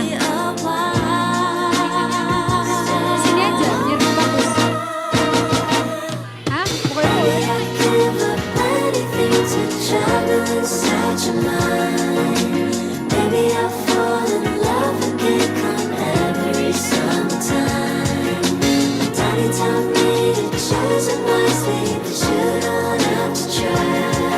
Miss Enda, Miss Yeni, fotokan, ayo berfoto-foto.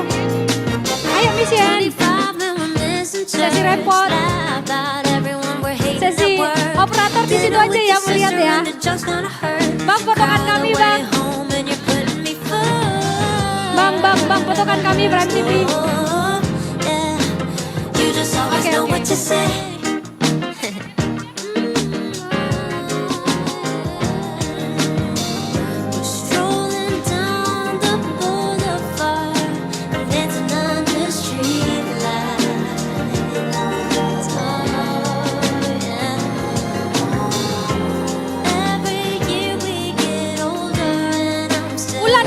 Belum.